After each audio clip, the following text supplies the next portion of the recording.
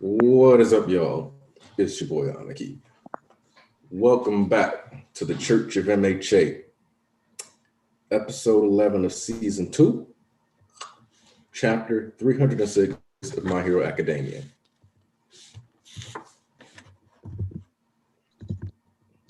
We got Bishop BG on deck. What is up? We got Bishop Ponzu. Let's go! We got Bishop Squid. I sleep good, Nigga, you slept well. well rested. And then we got Archbishop East. Motherfucker, it's undefeated of the East. And if I ain't never said that shit before, I'm finna say it again. Undefeated of the East. And you bitches in trouble. Welcome, Adam D. Blurred. Oh, Adam D. Blur pulling up. Welcome back. We got the originals, the classics playing. Excellent. Yo, Need that. Need that. Man, let me make sure this actually gets posted in. you know what to do, guys? Like the stream when you come on. Show your love. Welcome. Yup. And when we at 40, I got a surprise for you. Hey, Adam D. Blur, welcome to the congregation. Oh, snap. All right, we already at 30. That means I got a surprise for you.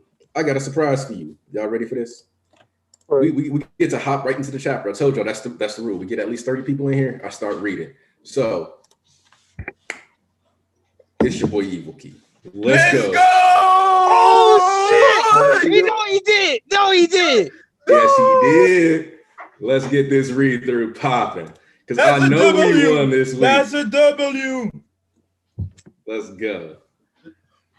Like the stream, guys. Understand this. I got hit with a spoiler. One, there was like a little meme that gave me a little hint to it. But two, then somebody posted it in the, like, straight up posted it in the Discord and spoiled me that way. But since I don't know the full context. Whoa, already. Damn, yeah. All right, let's go, Moon Dude. Start this off right. Let's go. Another chapter. An exciting reaction from the church. Woo. Yeah. So, but the upside is that's what you get this outfit for. Mm-hmm. That's what you get this outfit for. If I hadn't been spoiled, I wouldn't have known to get dressed this hard and flex on niggas. So it's a trade-off.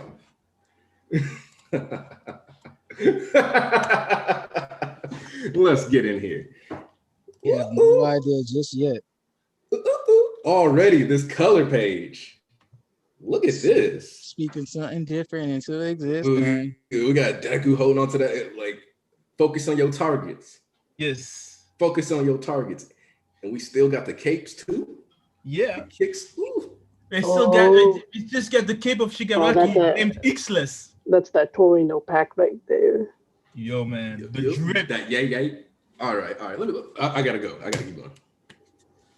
It's not words exactly. First page. I'm sorry. I should have said that out loud. More like feelings flowing from you. Your chat with the predecessors. The truth about One for All. My master's inner conflict. I only sense these things faintly, but I feel them flowing into me. What your quirkless self has to say, though not exactly in words.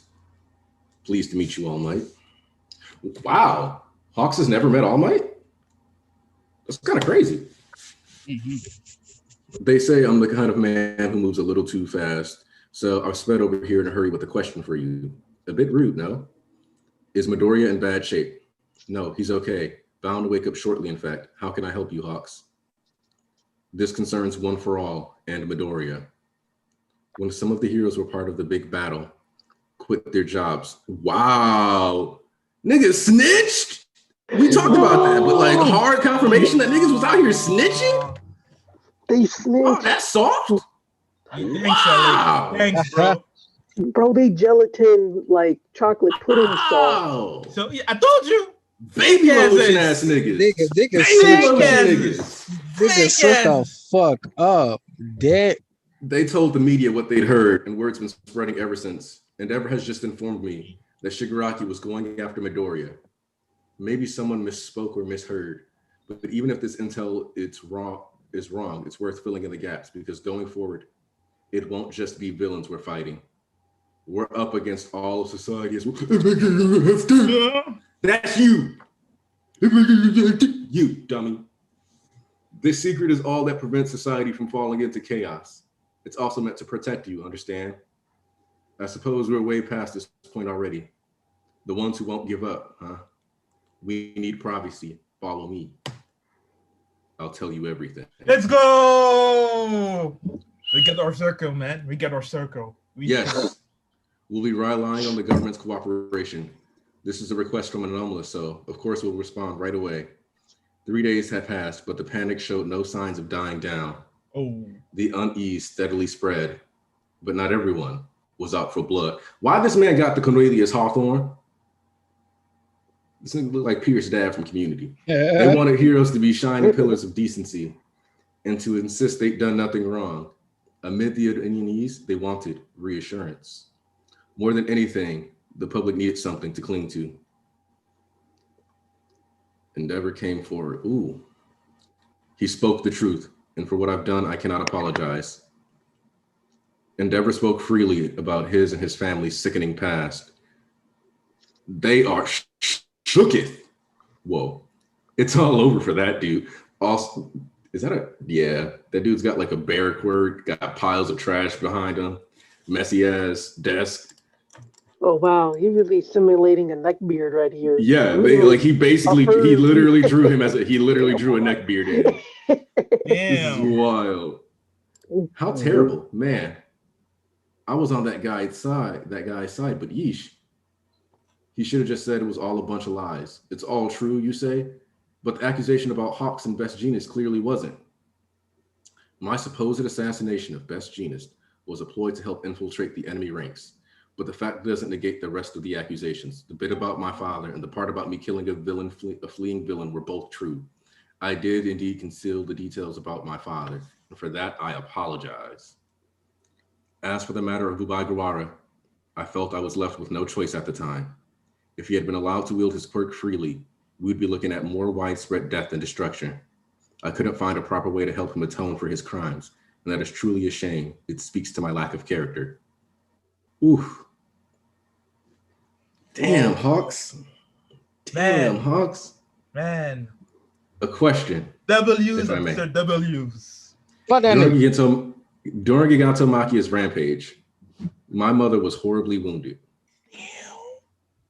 You saying it's all true, sorry, isn't going to change the state of affairs. Do you have the slightest idea how many people have lost their homes in just under a week?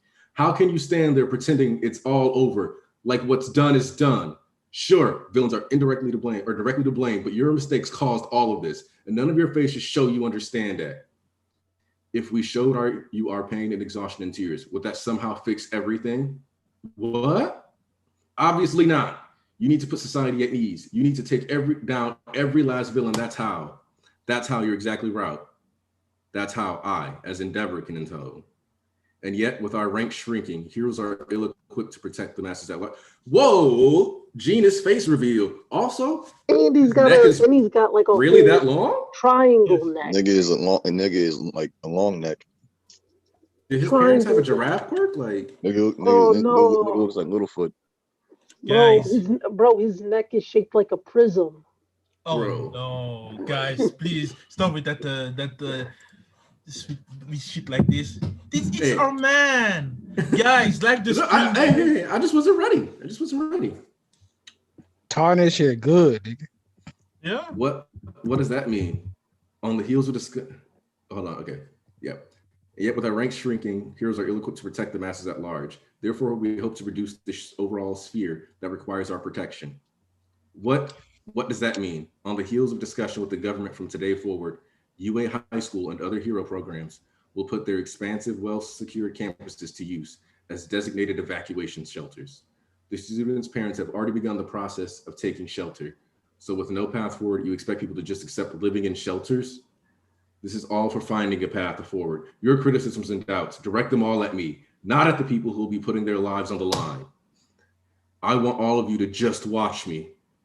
Yes, the heroes were put through a sieve. And if you define hero as someone that people look up to and count on, man, is that Ryukyu? Hey, at least Wait, No, is that's it? Mount Lady. It's Oh, Mount, Mount yeah, Lady. yeah. It's not. That's Mount Lake. I thought it was Ed Shot. Ah, chill out. No, I mean, cause look at what they're holding. That's a midnight thing, I believe. I think That's that's not No, Ed no, Shot. that's Mount Lady's mask. It's just super damaged. That's an headshot. That is the Sylvester hero, the wood guy. Damn, look at his. That's in the corner, nigga. What's on the top? Ah, you're talking about the top. Yeah, yeah. Okay, wait. Yes, the heroes were put through a siege. And if you define hero as someone the people look up to and count on, then the heroes really did vanish that day. And yet, some were still prepared to stand and fight. The fact that Kami Woods canonically has leaf hair is kind of funny to me. Well, I've told everybody he had a fucking mask, and then somebody told me no, it's just his face. No, it's clearly a mask because goddamn, you can tell like in his cover thing, in his like volume thing, he just wears a regular clothes and covers his face still. This perfection, man. The fact that his hair, his sleeves, I just love it, man. It is just, I can't wait to have him like in his civil design. So I didn't go far enough. Dobby not finished with that nigga. I told y'all. He is I not. don't. They don't want to. Y'all don't want to listen. Okay, you gonna be in the bud. I'm not gonna be in the bud. Vision. So when Endeavor was asked about One for All, he replied, "I don't know." Hey guys, this is nuts. So that Deku and All Might wouldn't have targets on their backs. Uraraka.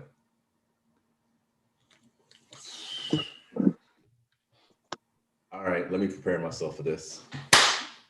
Thank you for everything. I felt that I had to reveal my secret to everyone in Class A, so I'm leaving these letters for you guys. My unique power was passed down to me from All Might. Mineta running in. Midoriya left a letter on my door. You got one too? What's going on? All for one? So the villains are after him? That Midoriya, what's the big idea? Passed down for me from All Might, which is why Shigaraki and All for One are now coming after me. But if you define a hero as someone willing to suffer in silence, then that dummy, who's there for them when they're in pain? April. Whoa! Deku left the Hero Academy. The final act begins. what? The fuck did I tell you niggas? What did I fucking tell you niggas? What was that? It's academia. He can't do it. It's a shuni. He's not gonna quit the school. Bitch, he took the MC out of that bitch. Suck his dick. Yo, man, look at my boy. Look A at giant villain. You nah. Wait till I get my manga right. Whoa! You niggas straight up in the fucking mud. Or hoes got their head up. Whoa! I told you dumbass niggas look up. Hallelujah. Yeah. Hallelujah.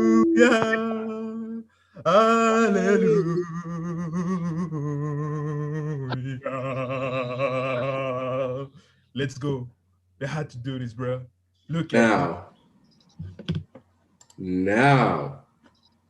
Niggas, Oh. you looking real stupid. Looking Okay, I can talk. I can talk And- now. Okay, I can talk now. Okay. Fucking.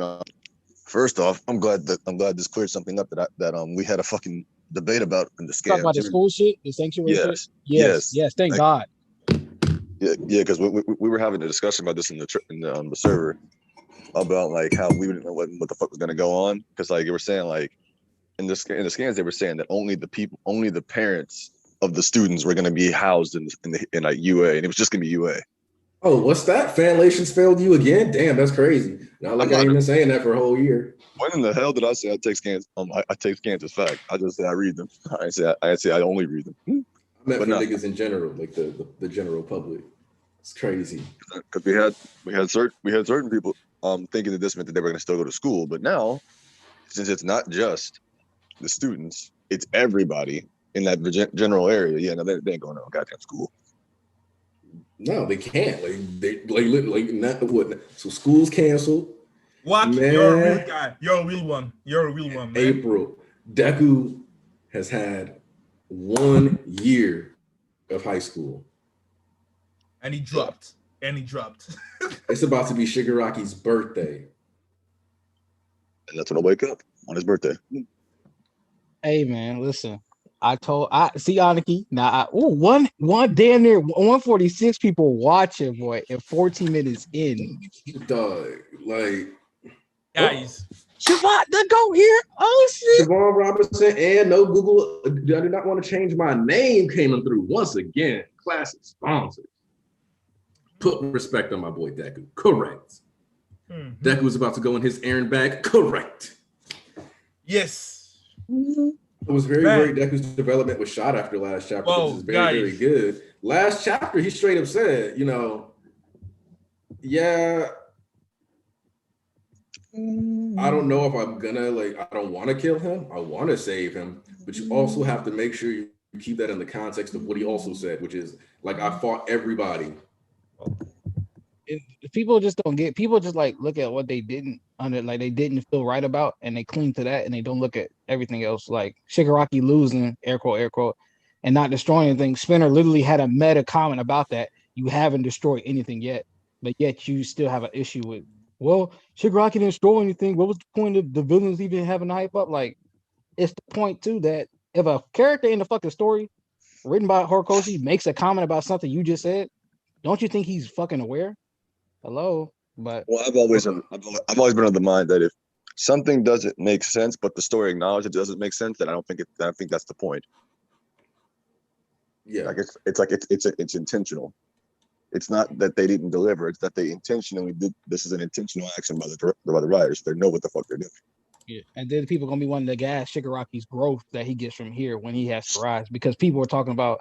Well, I don't see the point in killing All For One, but now if you see Shigaraki's not trying to just be a pawn for All For One, and he keeps infringing on the shit that Shigaraki wants to do, then that would make him more of a threat than a fucking asset. Guys. And even if you want to fucking rise up to the top as the king, you can't be being pulled on a puppet strings from the back. Yeah, Hello? the fact I wanted to point hold to on, real quick. I gotta address Joseph's Ciola's super chat. Mm-hmm. How badly will any Twitter collapse in on itself if 307 begins with a page that reads X years later? That's not happening. I don't see that happening, but no, that's not gonna. It can't. It can't happen because Shigaraki isn't awake yet. If Shigaraki was awake, it could have happened, but no, he's not awake. And then All Might has to die. We're gonna see All Might's death on screen. That's not gonna be off. Yeah, that's not gonna be a play. Like Gran Torino, you're not changing my mind. That nigga is dead. Or All Might gonna talk to that nigga. He gonna bleh. But also, hey, Shisui's pulling up. By the way, for people who saw that my high school academia tweet about me getting my friends from real life that I went to high school with, Buried Alive Gaming in the chat is one of the people who would be in that stream. So, I see. Yeah. Let's address this now for Shisui. Give it dog. I told Shisui read it early, but I told that nigga we're gonna talk about what happened to me, Shisui. But no, Deku is not in America, people. It's just a reference to a Batman comic. Shisui could probably elaborate which one it is. It's literally just a reference. Yeah, it's just a reference. That's what I wanted to talk about. I know it's a reference. I'm just talking. I wanted to talk all the shit. No, I'm talking about people in the chat. A lot of people think he went to America for some reason. I don't know why. I'm out of the belief that it's impossible for him to have done so. But my question is, how did he get enough money to afford a plane ticket to the country? How did All Might do that? I mean, All Might's country wasn't in the mud when that shit happened. It was real quick. I do want to address the question that was being asked in the chat, which is they were like, "Hey, what's up with Deku's arms?" Pretty sure that's a bunch of metal or nano mesh that is being used to reinforce his arms. Yep. I don't know what the fuck that shit is, but at the same time, because he didn't have that before, I know that means it means something. Mm-hmm. Those bracers are designed pretty much the exact same as the ones Melissa Shield made. Yes, that's fact. They are those are literally the same reinforcement bands that Melissa Shield gave him. People that's worried about Deku's arms, I suggest you let it play out. Nobody said he could fully use his arms at 100%. I'm going to be real with you. I feel like niggas complaining about his arms are hella jumping the gun because because he lifted his arm up to pull on a star. If y'all niggas are saying he has full control of his arms, get out of here. Was that even an arm they told him he probably wasn't going to use again? I have some questions first. I have some question first. What is it? The thing about is when did the attack happen? Well, which month? Because March. March. So, do you think that Deku slept for different weeks? Yes or not? Well, it depends. No. Because the attack happened at the end of March. And no, it wasn't the end. It wasn't the end of March. It wasn't the end of March because it was, like I said, a month had passed. And they said it was like they said they were a month early. So I don't think it was the end of March. Okay, so I think you got to remember though that like if you go from like the end, like the start of January to the end of January, the start of February to the end of February, the start of March to the end of March, and then the start of April to the end of April, that's the 4 full months. Yeah, they literally said March, end of the month. Okay, they said end of the month. They're saying that. They said March, end of the month. That day, heroes vanished from the city. That's bar for bar. I'm reading it right now. Yeah. So it was the end of March. He literally so that whole 3 days thing is literally like this nigga was in a coma for a couple days, got up, and left. Okay. So we had 157. So whoa, 62. That don't work. So it's been about like a couple of days or so, like maybe a week. No, it has to have been at least a week. Under 60. Damn, guys. Because he woke up. He said, like the stream, people. Thank you for coming. Wait, isn't that kind of like a nod to this? The series started in April as well, right? Yeah, that's what I'm saying. It's been a full year. Yeah. So it's like, well, actually, this is now officially 2 years of time covered in My Hero Academia. Right. Yes. Yeah. So I'm looking at Hawks, right? And there's still no sign of his wings coming back. But by 3 days, normally he has a full flock. Because they got. He was carbonized. He was carbonized, bro. Yeah, but but we saw the like little in bumps. the magazine for $2.99. They said with determination, Hawks will soar again, and a lot of people interpreted and that's why I've always been saying figurative. Wings back. Oh, that's why I always said it was figurative, not literally. Seemingly no wings. Yeah, like I said, that was figurative. Niggas took that as literal. Your audio cut out. You don't hear me? Yes, I can hear you now, but for like 2 seconds. I think you're doing that thing where you lean back sometimes because you keep fading out. I said that was figurative, and motherfuckers thought that was literal. Hey, Aniki, should be one. I also assumed that because. Did you send a? Yeah, I sent him the invite already. You're talking about because you're talking about because of that fucking part where like those little like bumps in his back. I think that was symbolic. I think that was literal. I just thought it was a depression in the fabric. That's all I thought it was. It looked like they might have been drawing. Like it looked like it could have been his wings grown, but like, hey. I knew that was just meant to be symbolic. I knew it was just meant to be symbolic. Tyler Hawk, don't think you can sneak in here in the back all late. But you still the GOAT, so we gotta let it slide. They get just also, real quick. Ozza Black super chat. We want to make sure we acknowledge it. Deku's got Gran Torino's cape. Is Gran Torino dead? Siobhan Robinson. The whole heroes disappearing plot was explained this chapter. The narrator said the concept of heroes being role models is gone. Yep.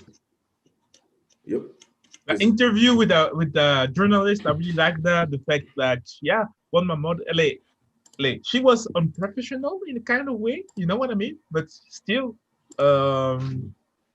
it was really good to see that people are affected by what happened and what's happening right now, and how people and the media is the first one to react on this. One detail I liked was that she focused on how many people lost their homes rather than the death rate, because that's like when it comes to like journalism and stuff, I think what's kind of ignored is that economic factor to it. Like in this big type of tragedy, there's almost always a heavy focus on the property damage and the lost businesses. It's the thing that they don't want to talk about it right now. The stuff that you don't want to talk about it. They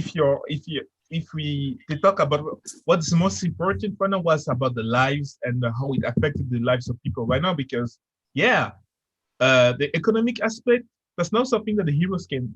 Their job is to save lives, not to put the economy at its best. You know what I mean? The thing, what my problem is that I didn't saw the mother all my confrontation with Deku on the bed. I wanted to have this. You know what I mean? But still, what I think is worse. But one thing I kind of took issue with Pianist was that he said that their ranks are decreasing.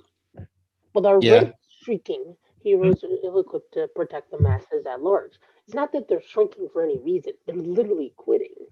Yeah. Like, they are causing your own shrinkage. I feel like I find it strange that like none of the heroes are, criticizing such behavior that lacks conviction. I mean, given the circumstances, I think Guys, I like think that we have to welcome someone. Hold on. Okay. What were you saying, Shishu? no, I was just saying, given the circumstances, I think it's it's a lot to process, and I think maybe if we have to see, Endeavor said that he sort of wants to take, him being the face of all this, and I think him teaming up with Genus and Hawks, like I think they have to sort of figure it out from that point of view first, and then sort of like address that because like they don't have their shit together, and I think going forward for what they saw during the last arc, like I think a lot of them are like, yeah, you know what, like we're not, these guys put in a lot of time and effort, and yeah, we could sort of criticize them, but it's always, this system has always been like fucked up, right, as it is. Yes. So I think it's a matter of like, figuring out what they should do before they sort of start, it's easy to criticize and point fingers, but the better thing step to do would be to like sort of figure out a way to get them back in. So Yeah, but what does All right, it so Hold up. Naya. But yeah, Yeah. I was Welcome to talking the stream, about. Naya. What's going on? How y'all doing? All right, how They're you looking feeling, my cute and man? shit. It's Look your at this first guy, time bro. on here. Yes, Shit. you looking Welcome to the good, church. bro. Yeah. Hold on, let me set Nia up real quick with the alley oop. So a lot of y'all may not know him, but this guy is a very well versed guy in many mediums. Lolita. Yeah, I have high respect for his regard and his taste and his opinions. He's well accomplished in writing. He knows a lot. Okay, so y'all listen and I'm respect giving this way man's too much ability. credit. He's very. I watch his videos. I know when he talks about shit, he knows what he's talking about. I really like that. All right, but I had to come talk about this one though. I was excited. I was excited. So, Hey, Yeah, welcome, love man. to see it. but yeah, how y'all doing? Good, Great. good. Great, man. As far Great. as I'm concerned, this is a strong victory because this is the thing that annoyed me, right? Is that multiple times we were like, bro, everybody's like, oh, well, there was no consequences. It's gonna be trash if Deku goes back to school. Blah blah blah. And like yelling all this dumb stuff all over Twitter, talking about how it's gonna be trash if Deku goes back to school, which ironic considering some of the niggas who said it and what they were comparing it to. But now we get confirmation, like once again, hella niggas died. We got civilians holding the heroes accountable. We have the bureaucracy grinding to a halt because all these things that Horikoshi always makes it a point to go around the horn and touch on, like post-arc discussion, like post-arc breakdowns and My Hero are very similar to the way One Piece works, where, like in One Piece, now we got to go around the world and catch you up on what everybody else that's going to be kind of relevant in the future was doing during the duration of this arc. My Hero is always like, all right, we got to, like, once we have these big tragedies, they're like, we got to talk about what the government's on, see how the schools and stuff are going to adjust to these tragedies to keep the kids safe, see how the kids feel about it, see what direction they're going to go as a response to all this, and like whatever other personal plots are tied in. And each bit of those stories get their own chapter or two chapters so we can actually dive into it and not just like have it be a thing that we say in passing. Instead of it just being like an exposition dump where it's just like, okay, this happened. All right, now meathead shit. Didn't Jujutsu Kaisen do that with like that big double spread where it's like a million different text bubbles and it's like, oh, this airport got shut down here, and it's like all of this, and then like some businesses were shutting down. It was funny. Also, well, they had like that panel was also supposed to be like word salad to make you feel confused and disjointed, which is why people were like, I hate reading this. And I'm like, yeah, you're supposed to hate reading it. Yes. that was the point, literally. Yes. Hold on. Yeah. Purpose. I just found it humorous. Hold on. So, since it's 100% confirmed, Aizawa lost his eye, will he still be a factor in terms of combat? First off, he can still lost shank his leg niggas. too. But he lost his leg too, though.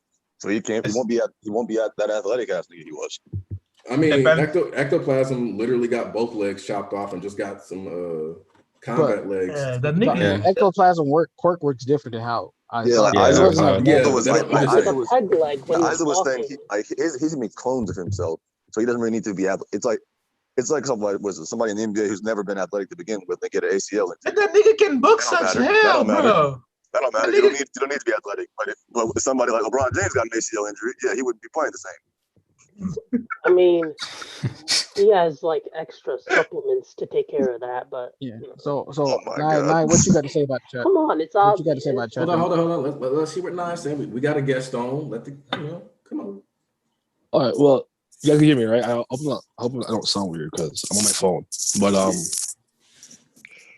okay. I don't have the insight into the fan base like you guys. I'm more like an outsider looking in. So everything that I know is for the most part from East and my friend John. So when I'm hearing all the rhetoric about like not having consequences and I'm seeing the switch up on Deku and stuff, I find it funny, but I'll leave that to the side for the time being now. I love the chapter. I had no issues from the time I heard your fan base kind of arguing about the Eri and Mirio stuff all the way till now, where I'm like, why don't they wait to see how Horikoshi could actually use these different interesting points and things happening instead of immediately going like it's bad. It's not going to turn out well because I'm like, can I answer Go that? ahead. Can I answer that? what? It's because we in this fan base, I don't know what started it, but we have very reactionary ass motherfuckers who don't really want to. They don't have an idea of it. Since it's a weekly, we have this idea that we need to react now because we don't know what's gonna happen next. But the thing is, and you know that's bad. Most of them acknowledge they know that's bad, but they still do it anyway. My thing is, if you know it's bad, why don't you try to fix that? Why don't you just take notice of that and just wait? I mean, that's a lot of jump series. I feel like specifically these ones, My Hero and JJK and stuff. But like, yeah, week to week reactions given guys like us that make content, etc. Like people are gonna, If you want my explanation, I mostly think it's a generational trauma from other shonen. It is. It's Big 3 Yeah. SP. But yeah. no, Google, I do not want to change my name coming through again. So after 306, which one are y'all feeling? My Hero or My Hero Society, My Hero Agency? Whoa! What? Oh, yo! Wait, what did he say? Maybe the name won't even change. Now, $100. Anya coming through. Plus Ultra. I just wanted to say thank you for this amazing community in both YouTube as well as Discord. Y'all are great people. Enjoy watching every week from Aniki Ponzus, East Sayas, etc. Even the Discord is amazing where I can share art ideas. And said thank you. Oh my God, thank you. Oh, that's wild. Just dropped 100. Wow. Thank you. Is that your first 100? Yeah. Yes. Hold up. I think the most he ever got was 50. That was also Anya, which is funny enough. Yeah. Hold up. I gotta take a walk. Hold up. I gotta process this. Oh, JD, we need you in here too. Shit. Yeah, give man. him John's in here. Wait, JD trying to come through? I don't know, but Hey, let me address this too. Ian, I literally called Ian Friday. He did love the chapter too. When he was in stream with those other two, he didn't want to give his full opinion because they weren't of the same note. Wait, you telling me he had to? I feel like I come to the right moment. Wait, you're saying he had to change? He had to like tone down. No, he his didn't opinion to change. match theirs? I said tone down. Yeah. He just wanted to hear their point of view for how they were seeing it. But I talked to Ian personally. He did love the chapter, so I don't know. These other people believe him, but I'm not gonna let y'all fucking. I mean, one of them. I had no issue with his take because he was just skeptical. The other one, on the other hand, I wasn't watching, so because I wasn't. No, I was just saying. One of them was. What was that? Well, it's fair. You're being like you're skeptical. That's fine. The other one, however, nah. I'm not gonna talk about it. But yeah. I'm gonna send. Did someone send the link to JD or not? That shit funny. What was Naya saying though? Yeah, What happened? Back to because he was talking about how. Oh, I lost my train of thought. I don't remember. You were talking about how they overreacted. How niggas are like you. they jumping the gun. Yeah. I don't know, but I'll talk about the chapter. What I like, I don't remember what I was saying, but what Deku did I really like? Only because this is just me personally speaking. Understand, like I'm not the most knowledgeable My Hero fan, so cut me some slack. But I don't think there's anything for him to really learn at UA anymore, especially considering who he is and what power ability he has. I think they need to be the one who teaches him how to use their subset of abilities, along with obviously One for All. So I actually think him leaving makes a lot of sense. But what I appreciate about it is he didn't just vanish. Like Deku still told people what was going on. Yeah. I think it's very aligned with his character. So I like that he still sent them the notes before he vanished. He didn't just dip and no one knew where he was at. Exactly. I like that. Causing unnecessary. Hello, by the way. Hello, Yes. says. Oh, Hello. says. check Did you notice that they addressed the thing we were talking about? No, I've just came. What do you mean? Which part? Remember how when we were talking about like the schools and they were only letting the parents or the families of the students come into the school? That's not true. That was the niggas not knowing how to translate. What actually is all the schools in the area are bringing everybody in that area near the school, near the hero schools, and they're going to be using all the hero schools as shelters. So they're all the schools. I understood it that way. It would be all the hero schools, but no. I'm saying it's not just for the family; it's for anybody in that area. So they ain't doing no goddamn school. Using logistics of They ain't doing no goddamn school. They don't have no space. yeah, I was really surprised because in the spoilers it sounded like they would evacuate anybody, and then in the scans it was just the kids from the families. And I thought, like, how are they going to reassure everybody if they're essentially telling them you're second-class citizens, we're not going to evacuate you? Yeah, that made no sense to me because it was like... No, it didn't make sense, but I was like... Why would they say that out loud? I'm the ultimate devil's advocate, so I will try to make sense of whatever it is, until I see otherwise. No. But yes, it didn't make sense. It didn't make sense at all. It was just more like, it's like, okay, what the fuck? Why in the hell are they allowing? Why is it only? Damn, they're being some bitches. Like, why are the reporters perfectly happy with their families not being evacuated? No, it was more like, okay, if you weren't lucky enough to have a child make it into the NBA, you ain't getting no help. That's what it's like. Oh, you left them to starve out here. Oh no, but I actually want to say that. about what was just said about Deku leaving. I agree that it makes sense for him to leave because I think he's past the school stuff now. And but I'm not actually sure if it makes sense for him to be alone. Like I think there are still a few people he can learn from, and I'm actually still not entirely convinced that he actually is alone completely. I still think he is, because like I said, he didn't leave because there's nothing else for him to learn. He left because if he stays, all his friends are gonna get fucked up. So he's not gonna. I know. But for me, personally, honestly, he don't need to learn anything from anybody else in there. Like, what y'all want him to learn from his friends, their quirks? What's the point when he can literally not necessarily his friends, he can literally contact the people who had the quirk originally to use it, and then he can get more insight than somebody just like, oh, they kind of use their quirk like this because it's kind of similar. Why wouldn't you just get from the person that actually had the original quirk? Because that was their original quirk. That was the kind of the point of them being like, yeah, now we can actually conversate with you. And then it's the first usually be like, all right, help your successor out. But as far as so we know, none of them were like top heroes. That's what the information we had before. But back in the day, that didn't matter. No, of course. They all are like the best people to teach him about his perspective quirks. They are perfect to teach him about that. But there's still a bunch of other stuff he can learn about, which I just don't know if it makes sense for him to be completely alone. Which doesn't mean I don't think he can learn much from the other students. And I do think that there are other students that will follow after him. We got two super chats. We got super chats. We got 3 super chats, so I got to address those. JRC4980. So, do you guys think Deku will seek out Stain to get info on Shigaraki? Stain? I mean, I do think Deku has to run into some of those things. Yeah, no, he'll run. He's definitely going to run into other those people. I think he'll run into Stain, but I don't think he's going to seek him out. Yeah. You don't look for no goddamn Stain. No, he's just looking for niggas to fold. That's why I love that we finally got. It's weird to think that this is the first time we actually got the classic standing atop a building brooding panel in MHA. Yeah. But he saved it for over 300 chapters. Yeah, I can tell he really wanted to put that in. Yeah, it's the funny juxtaposition is like from the first chapter, everybody was pointing out how he was like on the ground floor. Oh, it's a big villain. Look at all the heroes and shit. Now you look at up top, it's a big villain. No. Somebody fucking we got two more. I was just okay. Go ahead. Andrew Lalavar says, aka one of the goats, one of the future prophets of the church, one of the prophets of the church. Yep. What a difference a week makes. Deku looked so raw that I told my mom to put away the pizza rolls and to make me a steak as I tried to defer my Deku cape icon with everyone else. Yes.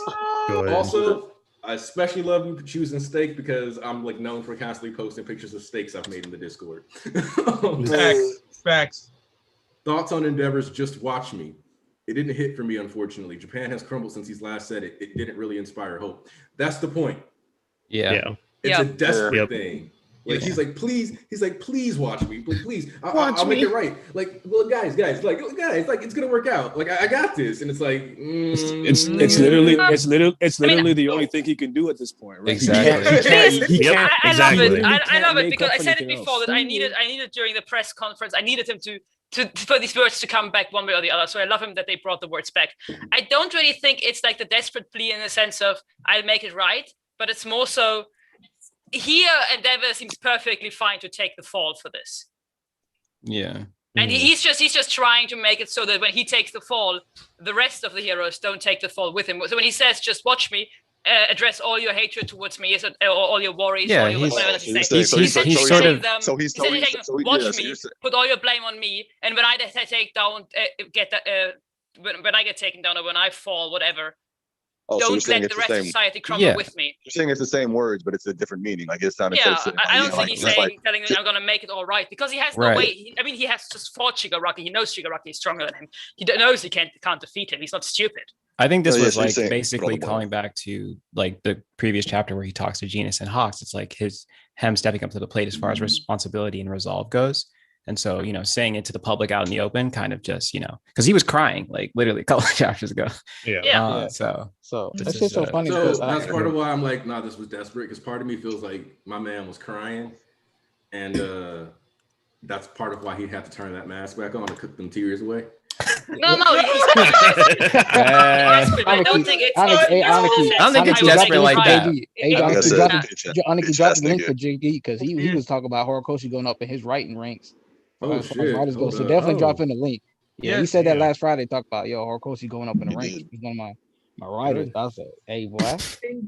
The thing when we think about it, literally this chapter is something that I was waiting for a long time because I always say that Deku needs to see the dark side of the society. What is the failures of the society right now? But now let me talk. Let me talk, bro. Please. Let me fuck up. So from this moment right now, we see that he's becoming a vigilante. So he will be confronted with the streets, with the people. He will see what people see and how the vision that he has of All Might is something that is not really perfect. That's the thing, and that's not the truth. That is something that he will learn right now. And that is something, if we see that, man, having him and Koichi in the streets, bro. I'm a happy man. Koichi's not gonna happen, nigga. Let it go. No, we need that. We need that. We got a super chat before y'all get into this whole. Yeah. My boy comes through. Here, society may be crumbling, but church society out here thriving. It's so awesome to see the growth every week. Man, listen. Listen. What they say? Oh, this second year is like Horikoshi. It's just showing that Horikoshi got it because of the academia. Pulling up panels, talk about, Midnight got so much to teach us. Shinso going to the second year. We got to teach our second years. I told y'all niggas, you don't decide that. Shonen Jump don't even get to decide that. Horikoshi decides where his story goes. Y'all putting the restrictions on his story, not him. Yeah, apparently he pulled his dick out for Shonen Jump too and put it on the fucking table because he said Deku. He didn't say the kids. He also said the MC nigga, the main lead leaves the school.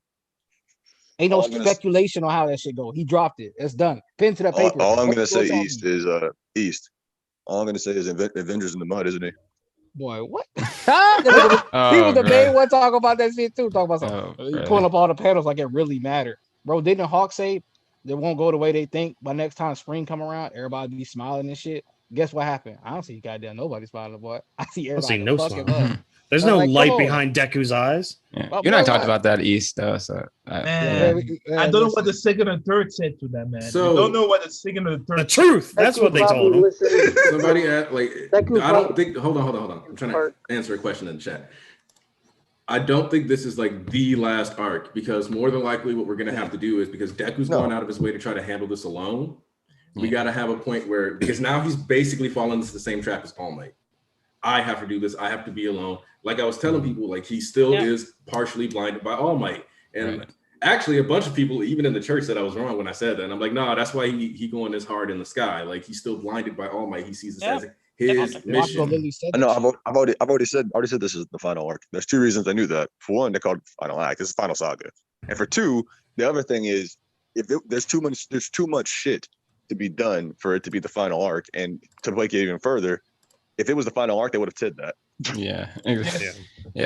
We would have got some notice. Like it's just the final act. Final act can be it's like the final parts. So it can be like we can have like 5-6 arcs in that act. You know what I mean? So yeah. Go mode. It could just mean we're in the end game. It doesn't mean that we're literally at the finale. Exactly. Right. People always talk about this all the time. Like we could have 200. We could have 200 fucking more. You have 200 fucking more after.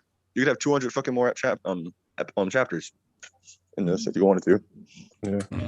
Because easily, like, first off, this quote Deku on the run arc, as we can call it,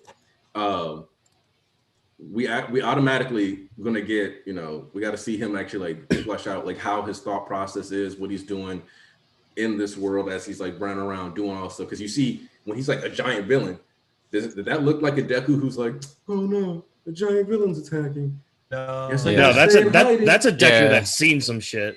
Or does this Deku look like I don't know who that big nigga thinks he is? I was gonna bring something up that my one of me and his friends Alan brought up. He brought up that like in the first chapter when he says a giant villain, there's a whole bunch of heroes taking care of it, and he's not one of them. But this time he's the only hero, and there's no heroes. There's no heroes taking care of it. Yes. And the thing is, like, I was talking about this with East. You got to learn to sort of like allow these writers to sort of pace their own story. I mean, you can talk about it, like whatever, you can have your complaints and your reservations about this, that, and the other. But at the end of the day, it's like he's controlling the pace of his own story. And if you've been paying attention all along, it's like a lot of what we got from prior to 306 chapters was built up to get to this moment. And that's why the payoff just feels like very satisfying as far as Midori. And Aniki brought it up as far as seeing him like, alone, isolated, just dealing with these things. Like it wouldn't have really made a lot of sense, to what Horikoshi set up if we got that way early on. Like, all of that was built, all the previous arcs, him, fighting Gentle, all of that was like, building up to this. So it's like, so he could, you could see him, so it's appropriate when you see him standing up. Yeah, it's natural. And it's appropriate seeing him standing on top of this building and him responding to that way with this demeanor and his reaction being like that. It makes a lot of fucking sense, right? Yes, facts. I'm gonna go after Shisui. Because I want. Hold on, we got a super chat from Joseph. And you go ahead. We've entered MHA Shippuden essentially, kinda. Like, I'm standing by my time scale. I'm not changing.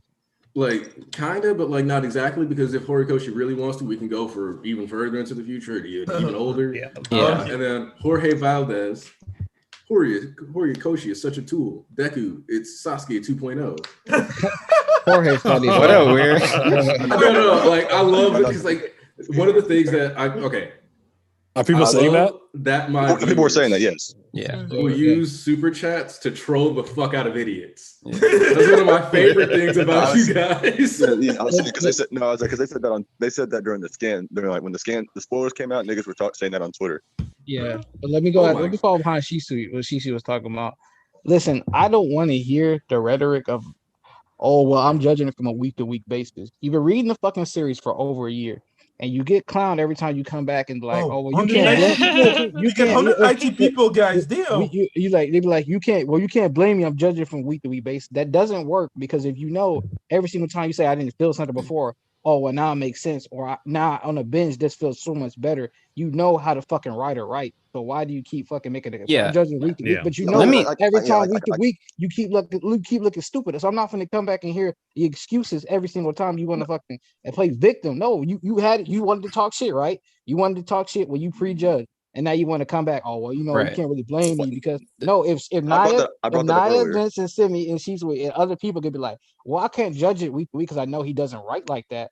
and you want like it's okay to have a different opinion. Like, okay, I'm not really feeling this. I'll see how it plays out. But that's different when you like, man, this shit garbage. I don't know what he doing, man. I really ain't feeling it. This, that, and other. There's a difference between not feeling something, or having a disagreement, and having a different opinion, and fucking dog shit and knee jerk and reaction. I'm not trying to hear that bullshit when you come back trying to play victim. No, that shit is done. I told you niggas before. You didn't want to fucking listen. Now you in the fucking mud. Suck this dick. Like I said, I brought this up. I brought this up when Nia brought it up.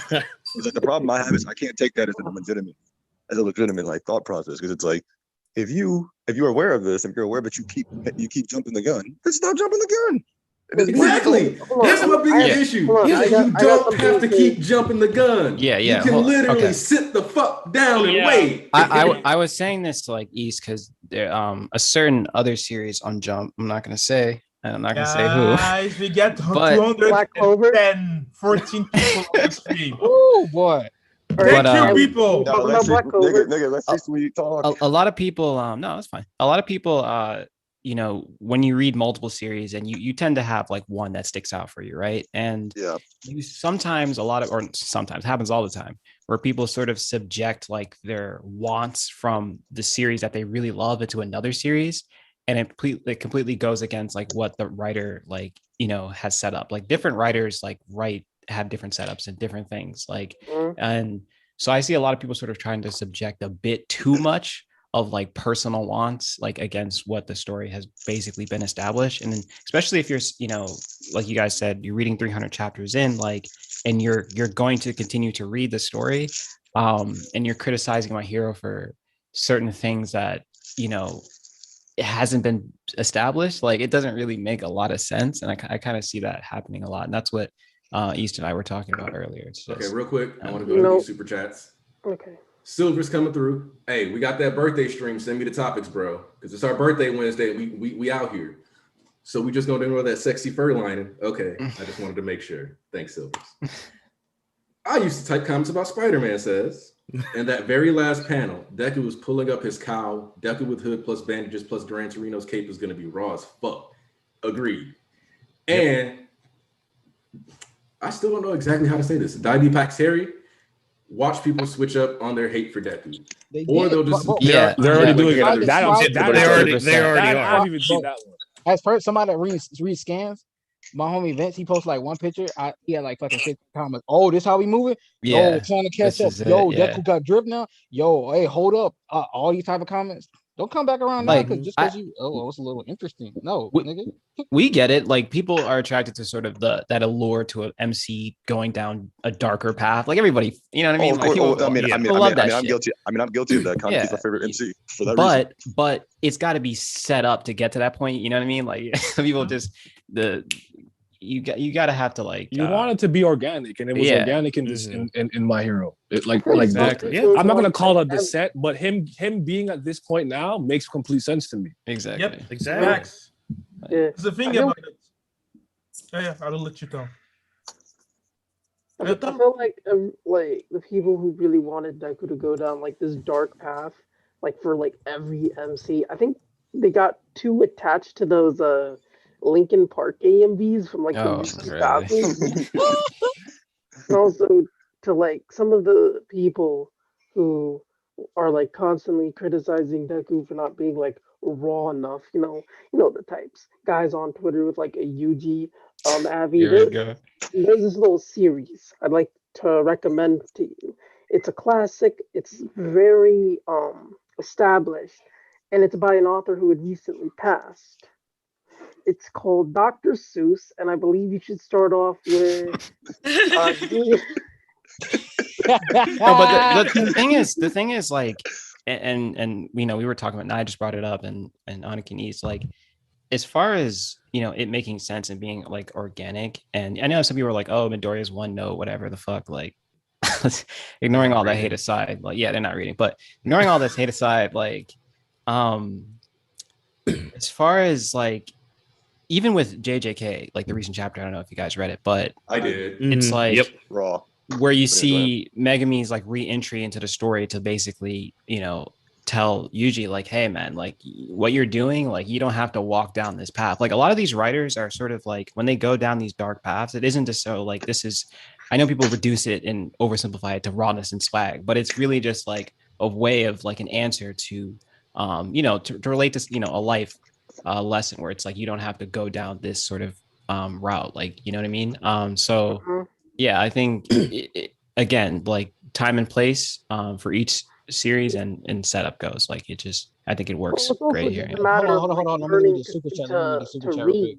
Let me read for the a super lot chat. of these. Yeah. I've been trying to, again, I gotta hit the super chat. The ability Squid. to summarize. Squid. This nigga not here. I don't think he No, I hears. think it's for Sometimes I Like- think Squid just mutes everybody. Yeah, and just talks. Squid, can you hear us now? yeah, I can. What were you saying? Okay. Hold on, real quick. He's doing Super super chat. chats. Deku pulled a badass Frodo, and now Bakugo's gonna catch up to him and be a badass Samwise. Oh, First off, brother. Let me talk about. Don't relate Bakugo to Samwise. Samwise. Hold on. Because East, do you remember what I had texted you yesterday when I said I got like a like spoiler? Yes. And you remember what I said? The setup for Deku versus Kacchan 3 was here. Yes, sir. Now, if you remember, I said you could have a couple ways to get the Civil War arc or something like that, where Deku is acting more like a vigilante, and then Bakugo goes in to stop him. Yeah. And you know what's What do we interesting have about now? I mean, I that's what I was gonna assume, Aniki. I even said that to East yesterday, where like I would assume it's great, that Midoriya is going off like this, but I can imagine Bakugo is the type to be like, you know what, fuck, he's out in the streets, like fuck it, I'm gonna go. I want to touch on something. I want to touch on something. I would love to see him and Todoroki though. Real quick. Hold up. JD is here. Oh shit! Hold up, Siobhan.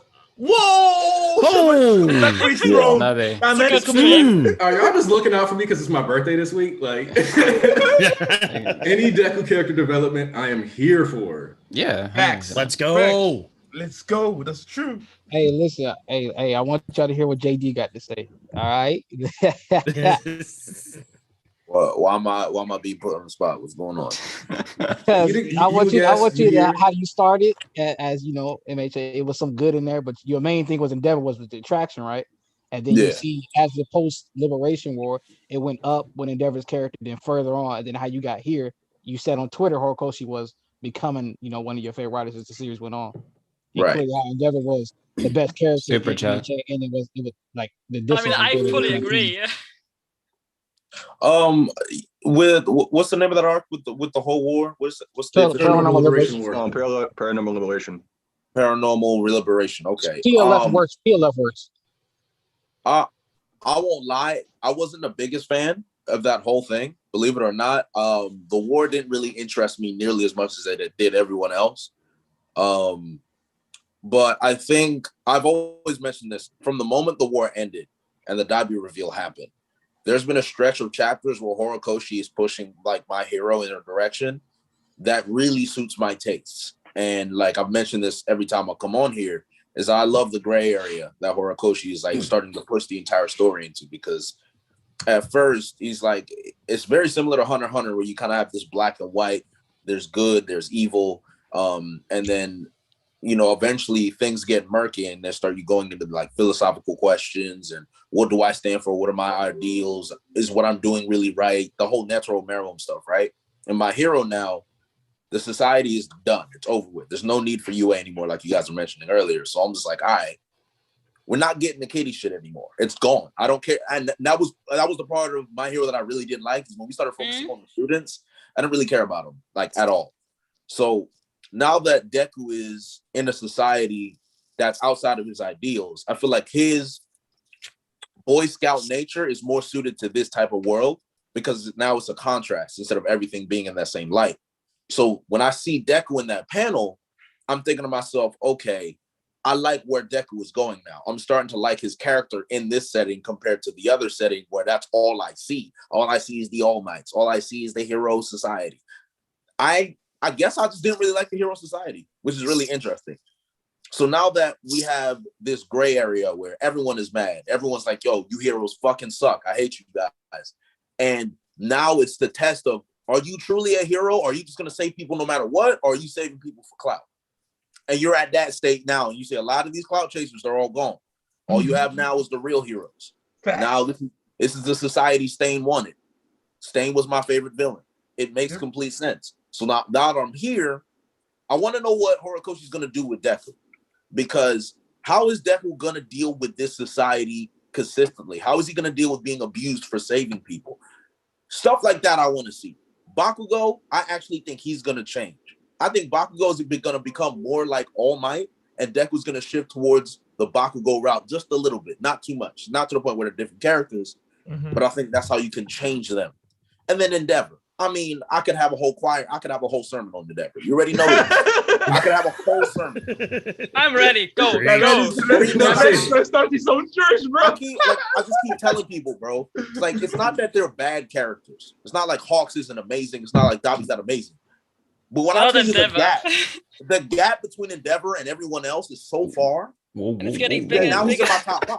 Like, he's in my top 5 characters of all time now. It's like, Oh shit! So you just love Endeavor, like period. You don't understand. It's like Endeavor to death for me. It's over, Definitely. right? Also, JD, what I got out of that is you would have been in the crowd throwing a chancla at Endeavor, like at these heroes doing the conference. You might not have hit Endeavor with it. That would have been me. Also, let me real quick hit these super chats up Go ahead. Sixer, we live in a hero society where we don't anymore. All right, I'm out. Deku the good god. And then Silver's coming through. Been telling y'all for the longest, Vigilantes matters. Look where Deku is now. Let's dust off them knuckles, boys. He's coming. Silver said that? Yo. Oh shit. Yo, man. Let's leave Vigilantes in the past. No, bro. Like, Kidding. people not reading Vigilantes is why they didn't see, or like why I've seen comments like, all this hero stuff, like, oh, this is coming out of left field. So, like, nah, it's I'm there like, for consumption. Take it in. What the fuck does that mean? What do you mean? Like, people literally are confused at like this shift in the story. And I feel like that's only because I've only read Vigilantes, and I have no bit of confusion. What the fuck? That's the same for me. Same for me. I don't think that anything to do with Vigilantes. I don't think it has anything to do with Vigilantes. I got this. I understood this from reading the main series. Right. You don't need Vigilantes for that. That's what we say to people. Read, niggas. You just have to actually read the main series. There's so many people who don't do that. Just ask yourself questions when you read the material. I want to pull up something that somebody said. Asarata HS, however you pronounce their name on Twitter. They said if this chapter still has you convinced that MHA needed lots of bodies to drop for any meaningful stakes, I just don't know what to tell you. Death is certainly the ultimate consequence, but I believe it's lazy to rely solely on death to raise the stakes or give consequences, which is exactly what we were talking about. And I was talking about with Niasemi Events is like niggas just want death so bad just to be so edgy and have so groundbreaking shit. But Anki said in the other streams that death kind of goes on and is like, but you kind of get over a tragedy that doesn't affect you directly. But I mean, even in this chapter, you can't move on property damage. Yeah, but you can't move on like exactly that's what Anki was saying. You can't move on from the property damage, the crippledness. Like you have to see those people every day that have been injured. That's what Anki said. That shit lingers on that the effects of what happened. Because like this is one of the things that I like to ask I want to kind of ask like when we see like in the real world, right? If we have like a mass shooting and like 7 people die, we understand that's a tragedy.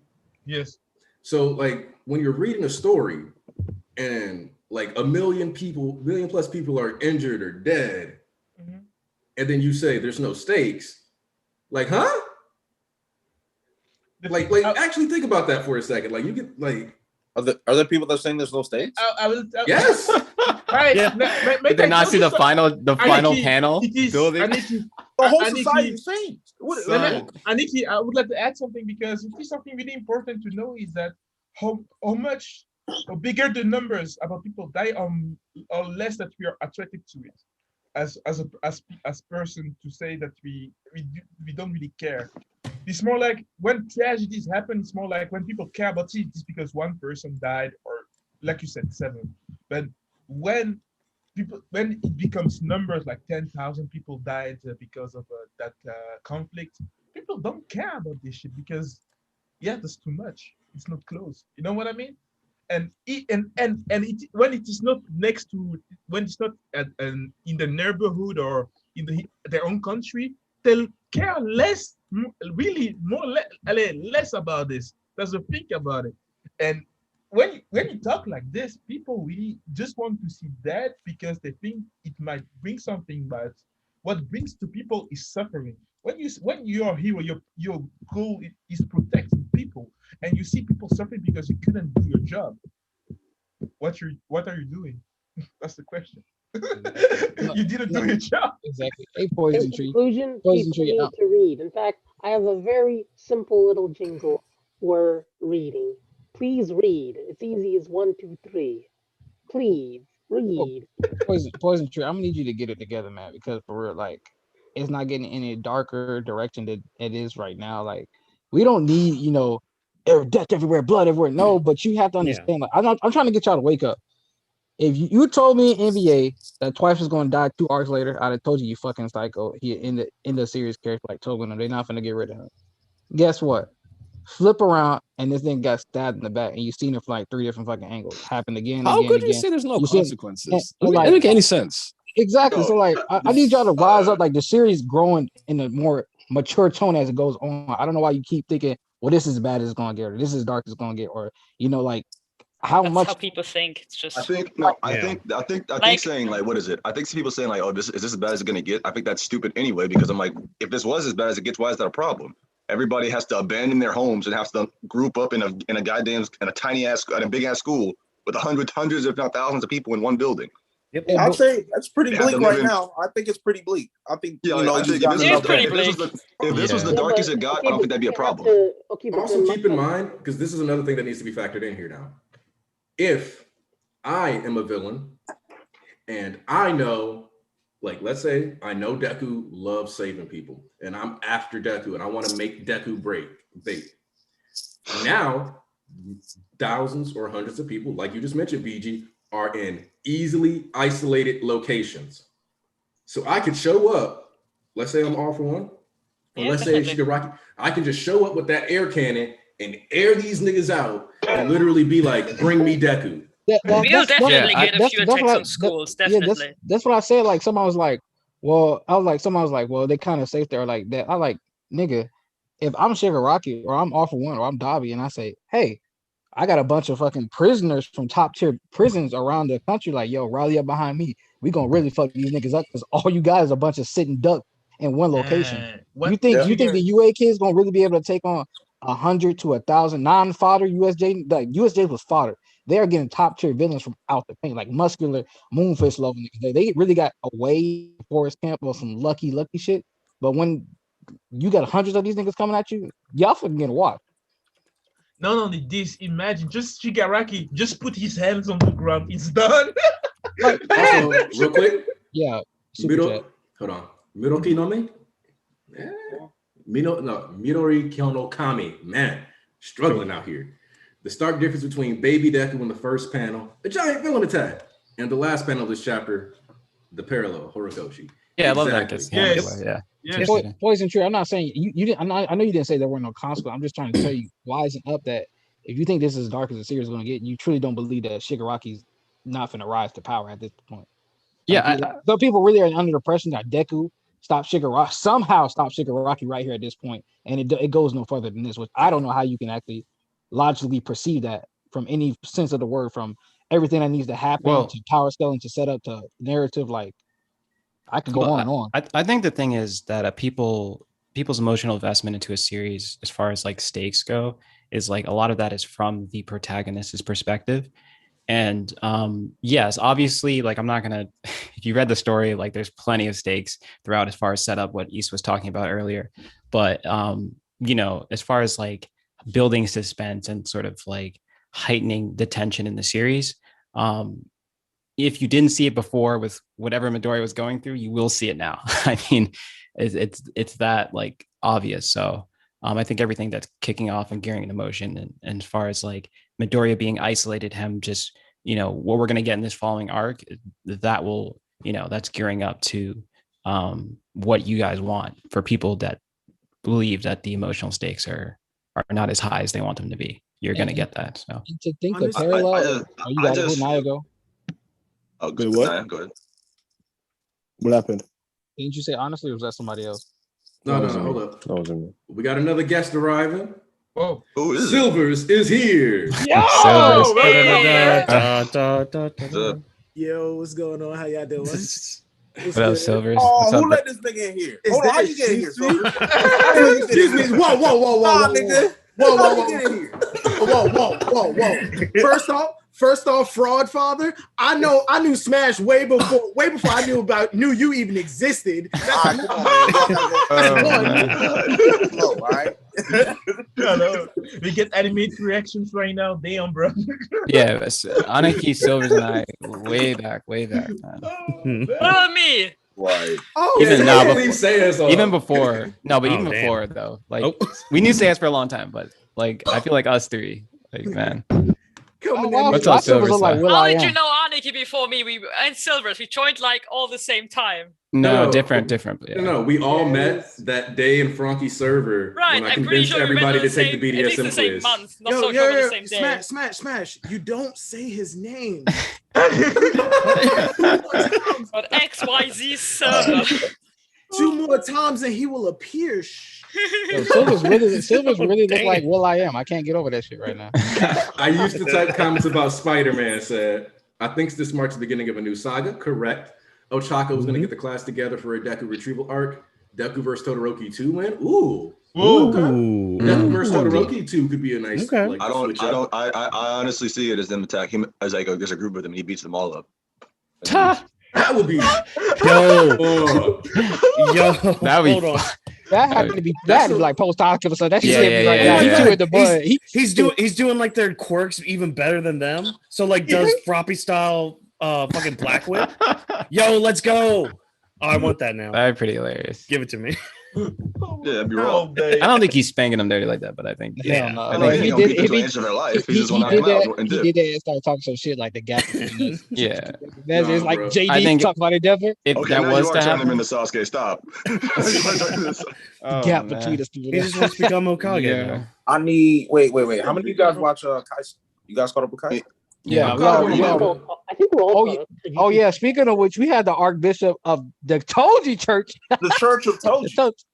Joe, JD is so fucking funny, bro. You don't understand. When he was reading Shibuya, that probably be the funniest shit I ever watched in my life. Oh, That nigga I is have never hilarious, been. bro. I've never been overwhelmed by seeing one character before like that. I was under the spirit. I don't know how to explain what I was under that. He night. said I was under the spirit. I was That under the shit spirit, was bro. I was like, nah, God is here. Yeah, how y'all hear me talk about hard coach? How y'all hear me talk about hard coach? Is how He had JD was like, going in about fucking He had Toji, bro. like That a shit was come to funny. Jesus moment with Toji. Oh, when season 2 comes out, JJK, I might be the wildest nigga on Twitter. Oh, yeah, for sure. Oh, like here's the thing. My favorite arc is hidden inventory. Yeah. So Hidden inventory is good. like, because like, really just comes down to it being like a really good complete story. Like just nice. Like there's no parts that I feel like whatever. Like just straight up. Like every second, every page has sauce. Yeah. Yeah. Yep. Gojo's So- past is like, yeah. That scene that animated. Whew. Oh And god. Yeah. I need to see how Mappa does the Shikigami user versus Geto moment because Yeah. that is my favorite page turn in all of Jujutsu Kaisen. Yeah. When that nigga like is like, haha, I'll flank him. And then you Yeah. just see the dog. Yeah. Killed me. Yeah. That was pretty fucking. I'm pretty excited to see that shit. Like, yeah, no, I'm looking forward to it. Also, like, I love how unabashed like Gege loves Kubo. Yeah. Like if you like, especially if you've like read the backstory of like Ichigo, you can see a lot of like similarities building up with Yuji, and I'm here for it. Mm-hmm. Yeah. Yeah. You can You also really kind of see it 'Cause- artistically with Like- how energetic the lining is, with how thin it is, and how much sketch art is involved. Yeah. Very Yeah. reminiscent of early Kubo. Yeah, and I actually like I've always thought it was weird when people said they didn't like The sketchy, the raw, like the sketchy art style because that's what as made far the as fight feel so enriched. Like I can feel like these niggas are really fucking duking this shit. Like Yeah. this nigga throwing a blade, he dodging that I think shit. it this was. nigga I think it was just jarring for me the first time because it looked like a rough draft. Like you didn't finish Yeah, the, like the a line work kind the of thing. sketching, I yeah. didn't go. It was ugly or nothing. It just took a while for me to just kind of adjust to it. I had that I've problem. said Not as that- extreme as like Hunter x Hunter, but yeah. I've said this multiple Well, he's not times. drawing shit. Hunter, Relax. I forgot the Don't- hater don't- was in here, bro. Don't remind me I'm not a because hater. I just want y'all to wake up to reality. He's never coming back. No, Goddamn. I was talking to Naya. I was talking to Naya. It's just a like I'm in the Hunter x I've Hunter said this multiple drawing. times though. I have no love for Tagashi. Zero. yeah. Damn. Zero. I don't know why. Yeah. I just Tagashi agenda is so aggressive, dog. Yeah. It is. Hey, He's right, listen, though. some of these It's- drawings it's- legit look he's like right, something. though. It's exactly on where it should stream. be. It's not aggressive. Drunk for an hour, Exactly. like ranting. It was crazy, bro. Yo, Damn. is it wrong that I still haven't read JJK? Oh, bro, get this guy out of here. No, I'm just kidding. reading right now. I'm reading I've been right over now. this Put before. down that Are you other watching? series I don't that I know what won't to say. name. Are you watching it? Am I watching it? I'm a refuse. Oh, I'm a refuse bro. to answer that. This guy in here Fraud. soaking up Yeah. the spoilers, bro. You That don't is a care. problem. Yeah. No. In all honesty, spoilers without context mean absolutely nothing. Bro, what you mean? We At just some dropped. No, Okay, because real quick, hold on, real quick. I literally have no frame of reference Oh, of okay, what y'all alright. talking about. The only But- thing that I know about JJK is he gets wrapped up by some demon and he catches a finger in his mouth. That is the extent of my knowledge. Silver, nigga. I'm also not Fine. caught up at all with the anime. Never mind the manga. Also, Nah, it's yeah. like, for me, JJK kind of has that Star Wars effect where everybody is hyping it up to the point where they're speaking about it like it's the next great gospel, and that's kind of putting me off. So when I finally do read it, I know I'm gonna enjoy it because I got look at the people that's co-signing. I got Smash, I got Shisui, I got Sayers, I got everybody in No, here. not me. I co-sign- know I didn't read it. Yeah, Oh, shit. damn! Yeah. I thought you was co-signing it. I thought you were I'm like co-signing you. I'm like you. I have watched like the first, I think 5 or 6 episodes. I liked it, but then I kind of forgot Oh, the shit. other views and didn't have it. Oh time. shit! Oh shit. Hey, That's what Roger. happened. That's what happened to me the first time. Roger's I coming read it. in. Oh, damn. I All right. stopped at like chapter 10. I said I'll come back later. Yeah. No, Aniki, Roger wants to come. You got the Oh, link, yeah, bro. dog. Damn. Which Roger? boy. Which one is it? Is it Durag Roger or regular Roger? Durag. Roger. My favorite Roger. Only like Do-Rag Roger only comes to the stream. This is Roz that I told you what. Beast, well, are you excited, Beast? I'm thrilled. I'm enthralled. Hold on, let me take this jacket off because it's gonna get hot. I already know. Wow. It's gonna get hot. Oh, we get Okay. a good week. We get literally a good week in challenge up today. Hey, So Yeah. I've heard. I didn't know always the say chapter it, was good, you man.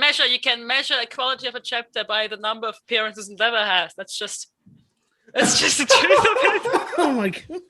You can Yeah, also yeah, measure yeah, my yeah. good mood by the number of appearances Endeavor has in the chapter after the Says, huh? chapter. Sayas is the pinnacle of JJK stand. I mean, not JJK stand, Endeavor stand. Endeavor Oh, stand. my- I was reading the word Pinnacle JJK in the JJK chat as I stands. said it, so. All right, what's all this I'm hearing about Durag Roger? What's this?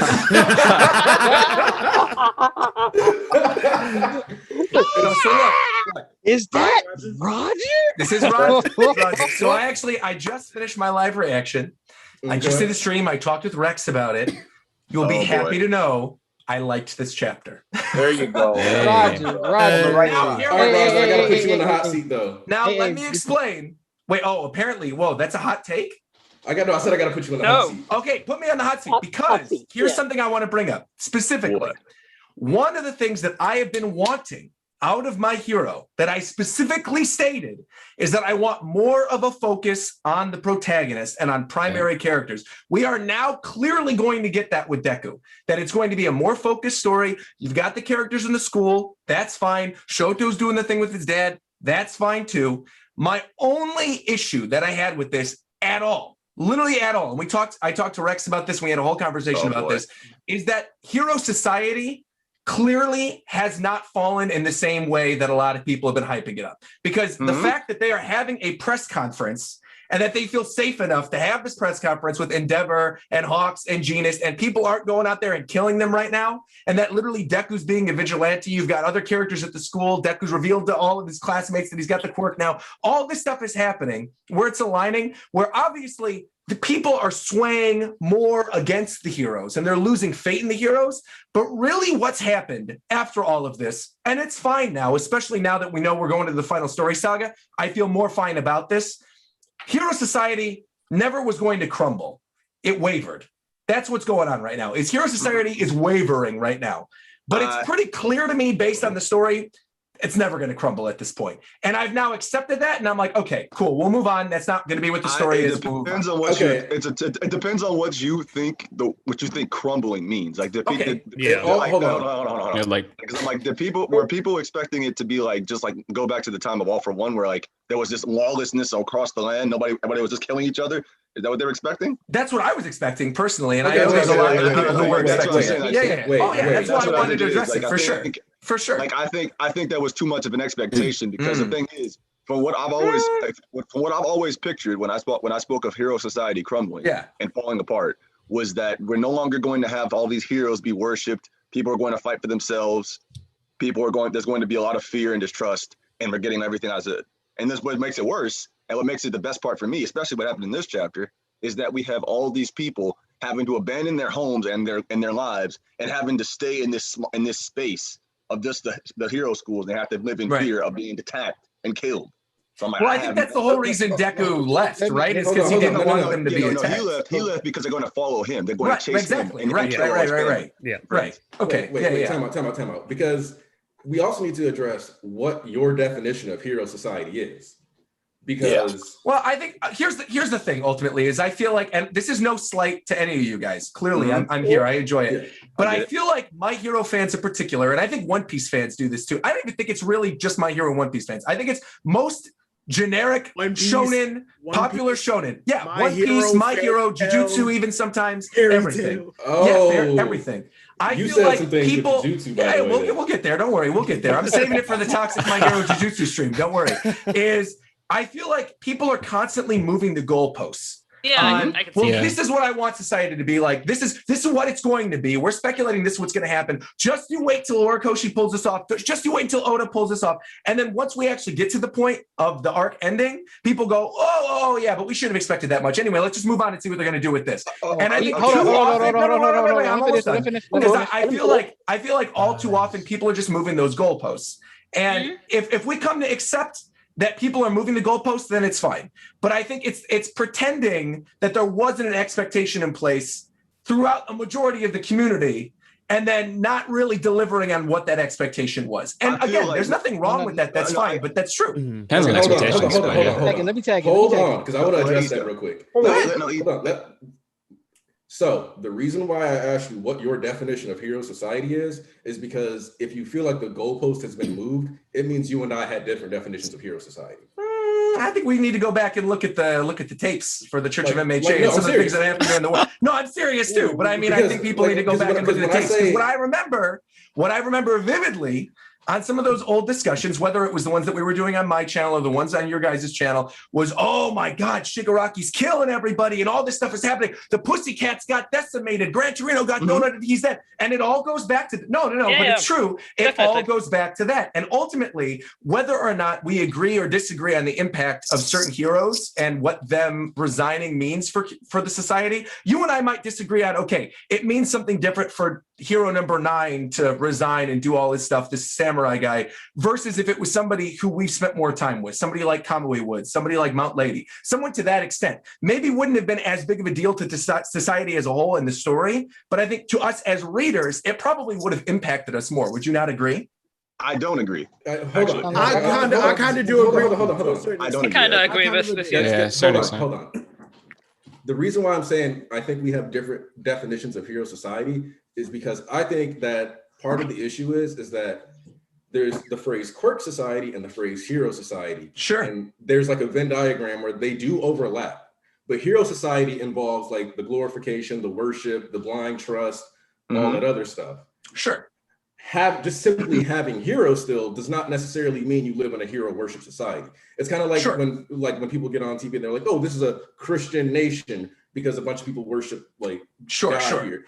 So like when I say hero society crumbled, I was thinking about like the worship, we did hype merge you. And I've even said that on stream, like we did build up like a little too much hype on deaths and stuff. I said that. That's why I'm like, let's go back to the tapes because I know I'm right. That was always my thing. That was always my thing. My thing is always this. Aniki was still talking though. Wait, real quick. I want to hear what you have to say. Yeah. So that's why I said we have to talk about like our actual definitions because sure. Because like the deaths and stuff, 100 like there was a stream that East and I like opened up with saying like are bad for like over like selling how much. Sure. So I have no problem with you being like you guys hyped up death. Cool.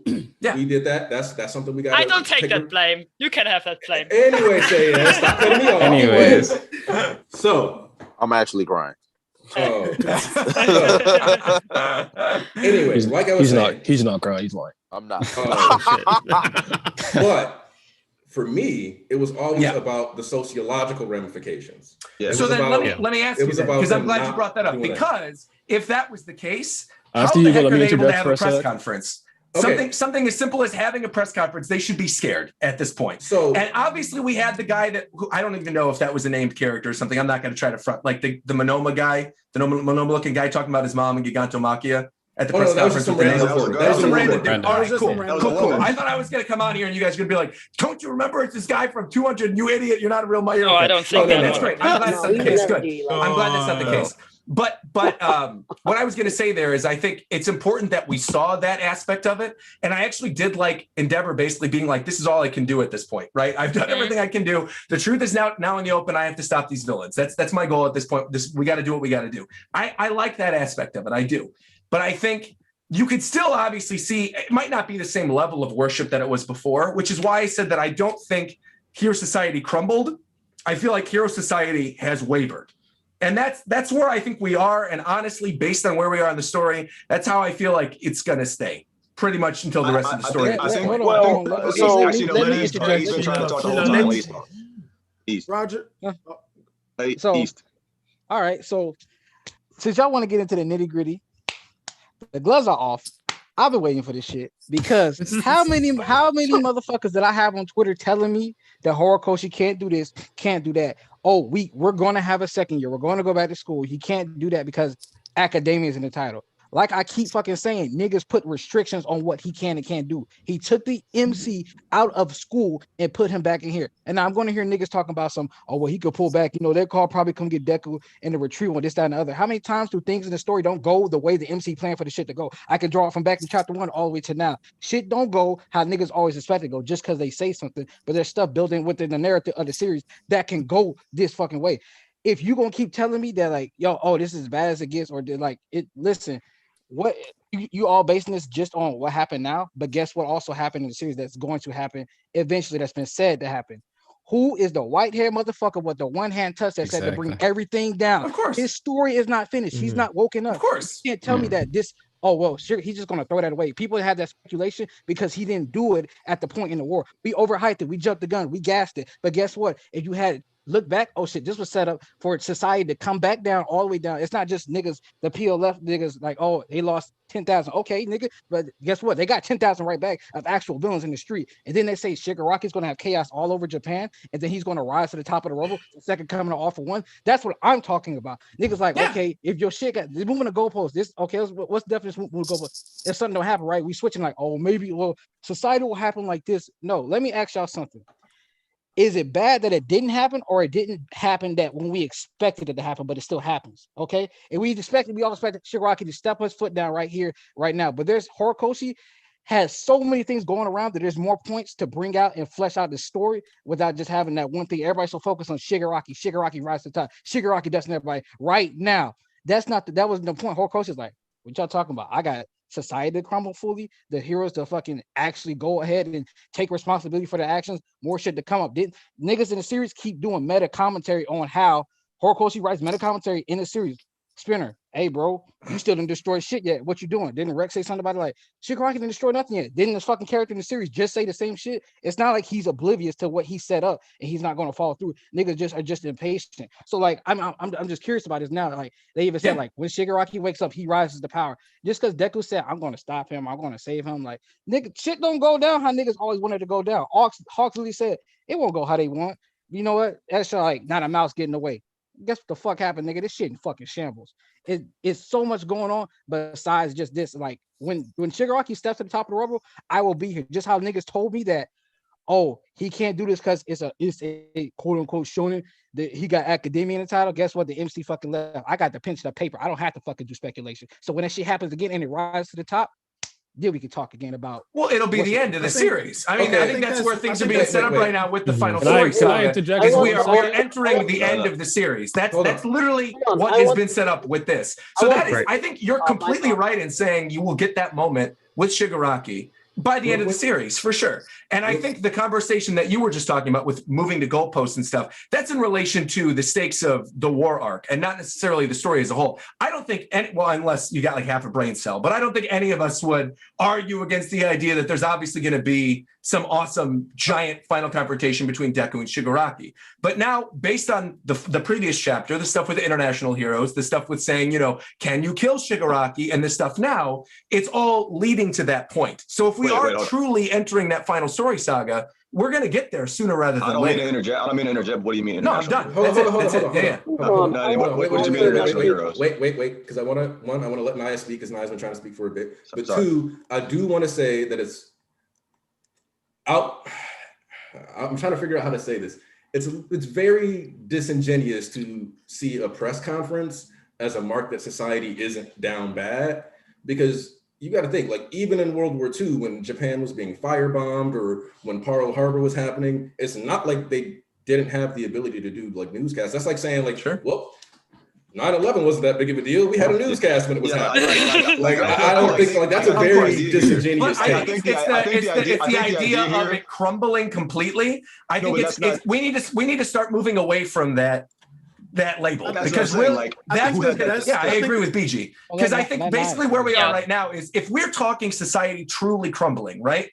Something as simple as a press conference with the heroes, something as simple as Deku's mom and Bakugo's mom moving into UA as a shelter is something that wouldn't stand. That the shelter, UA would literally be destroyed at this point. All the villains that have been let out. What you're speaking on is an anarchy, but nobody is speaking of anarchy. No, that's not what people are talking about. It's of crumbling. Yeah. Like when I spoke of this, I always speak of the idea of people abandoning the hope of heroes and abandoning the idea that we need to wait on them and we need to protect ourselves. Sure. And the fact that there's going to be more lawlessness. There is more lawlessness. Yeah. The thing is, I feel like it's less of people moving the goalpost, and it's more like for example, I've always been, when I started reading that war, I came in with the expectation, oh yeah, niggas, everybody's gonna die left and right. Shigaraki gonna get finished and he's gonna kill everybody. And then that kind of shifted when I saw that 75%. Because, okay, so the story is giving me more shit to say, oh, this isn't going to go the way I thought. Right. And I should have known that, because, and it should have been obvious to all of us, I even in retrospect, because when they showed the little thing about, okay, so this is the plan, we're gonna do this, and this. When they tell you what the plan is, the plan's not going to work out. That's never going to work out. Like that's common shit. And none of us thought of it that way because we were too caught up in hype. Me, I am guilty of this because I always do that. I'm always a person who, when I get hyped up on something, when I'm very hype, I will start saying shit. I will start having opinions that I don't actually hold. And after time passes, I start being more like, I start giving my actual thoughts. Sure. So I'm a very big victim of being a hype beast. I'm very victim of that. Okay, real quick, when I hit these super chats up, Jorge Valdez, what do you mean Hero Society didn't crumble? Civilians are living in shelters now. They're having a press conference now. It's like saying, why didn't the Eagles took the ring to the ring in the volcano in like Lord of the Rings? And then I don't know what that means. Basically, one of the big things that people come up with, like when they talk about Lord of the Rings, is like how Gandalf goes, "Fly, you fools!" And then they're like, why didn't they just ride the birds all the way to the mountain and then have the ring thrown? And the answer is the Eye of Sauron would have spotted them. Sure, of course. Yep. But And then Anya says, despite many people giving him hate, it's always nice to see Roger on the church. Also, what happened to Rex? Yeah. Rex gets the invites. It's up to him to come or not. He was just on my discussion. I literally just did a live reaction. He hopped in on my Discord. Yeah. So I can share his take if you wish to hear it. Yeah. Let's get Naya in here. Let's get Naya before he forget. Let's get Naya talk. Forget about me, because honestly, I wanted to piggyback off of what he said. I don't remember it. So just keep going. Okay. Also, real quick, something that somebody said in the chat, I kind of agree with. And I think if we had used this, like if the translation had been this phrase instead, we probably wouldn't even be having this conversation. And they said maybe the term hero culture would have been better, where the culture is like because it's a culture that's being changed. And so like when you say hero society, that is kind of like more of what's being referenced here, like the culture and like the worship of. And so if we had come from like attacked it as an angle of like the culture changing, then I think there'd be less confusion over like discrepancies over whether or not society is collapsing or crumbling. Because when we say society, people think to a certain degree, people think every single aspect of what makes the country itself. Yeah. Whereas we're really focusing on specifically like their culture and their thoughts towards a specific career and the way they glorify it.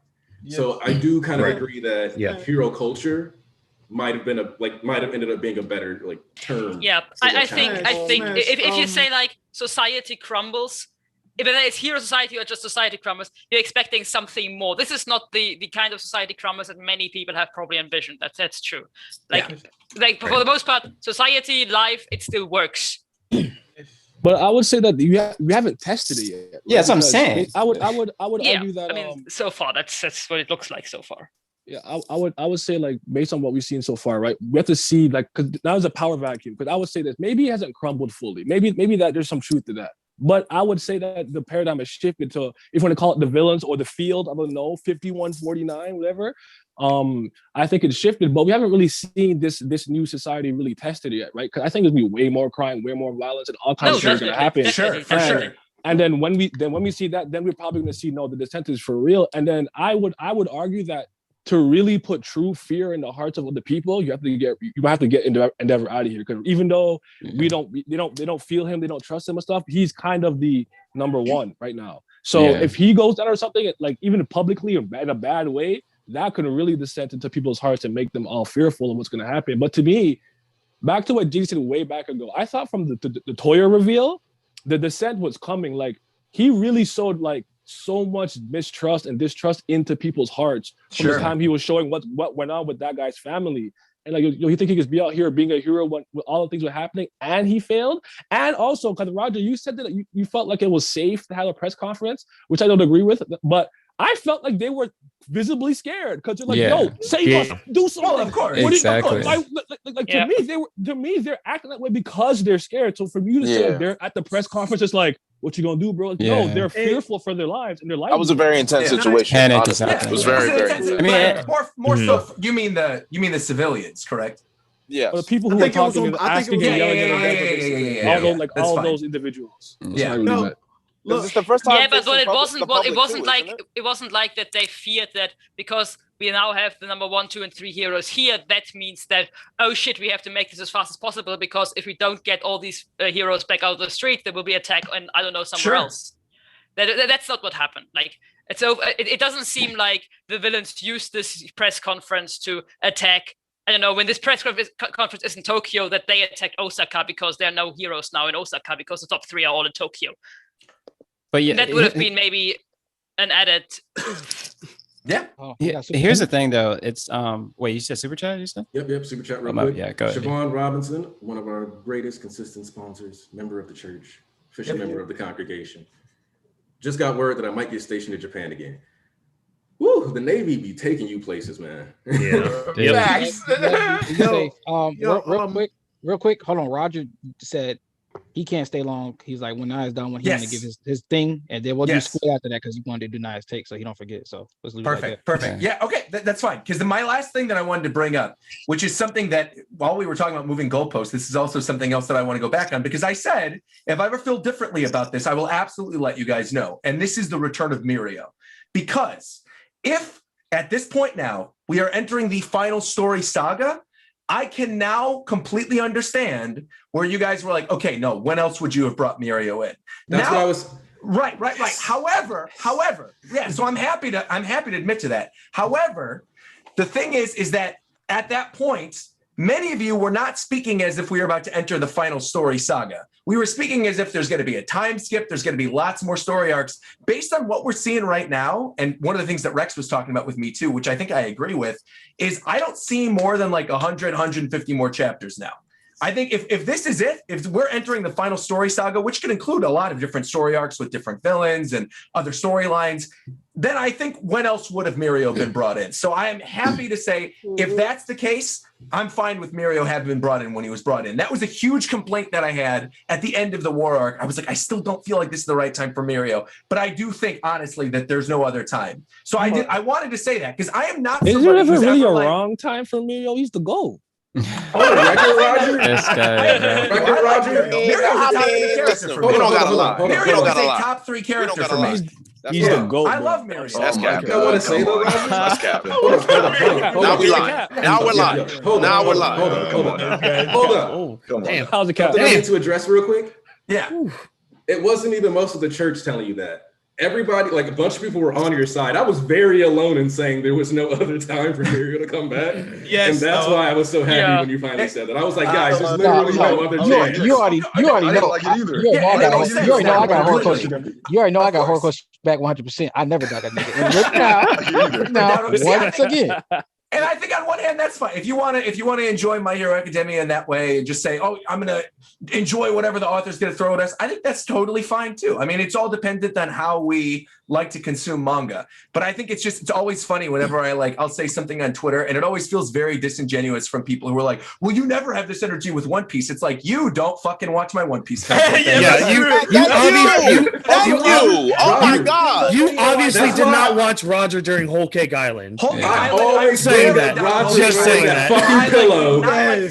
Even currently, there was somebody who was I pinned the comment because I'm like, you could not be more wrong. There was somebody even on my reaction today who were like, you have to keep the same energy you do with One Piece as you do with My Hero, but you're scared. I'm like, first off, I dropped One Piece for a year that I got a lot of hate for back in 2019. Yeah. I did not do One Piece. I dropped it. It was my primary content, and I dropped it because I wasn't enjoying what was going on. And in addition to that, what's going on right now in the One Piece story with the thing with Oden, I have multiple times said, I think that is trash. If Oden is actually alive, you will never hear the end of it from me. Never. So I'm absolutely keeping that same energy. You're going to see a brand change for me if that's the case. If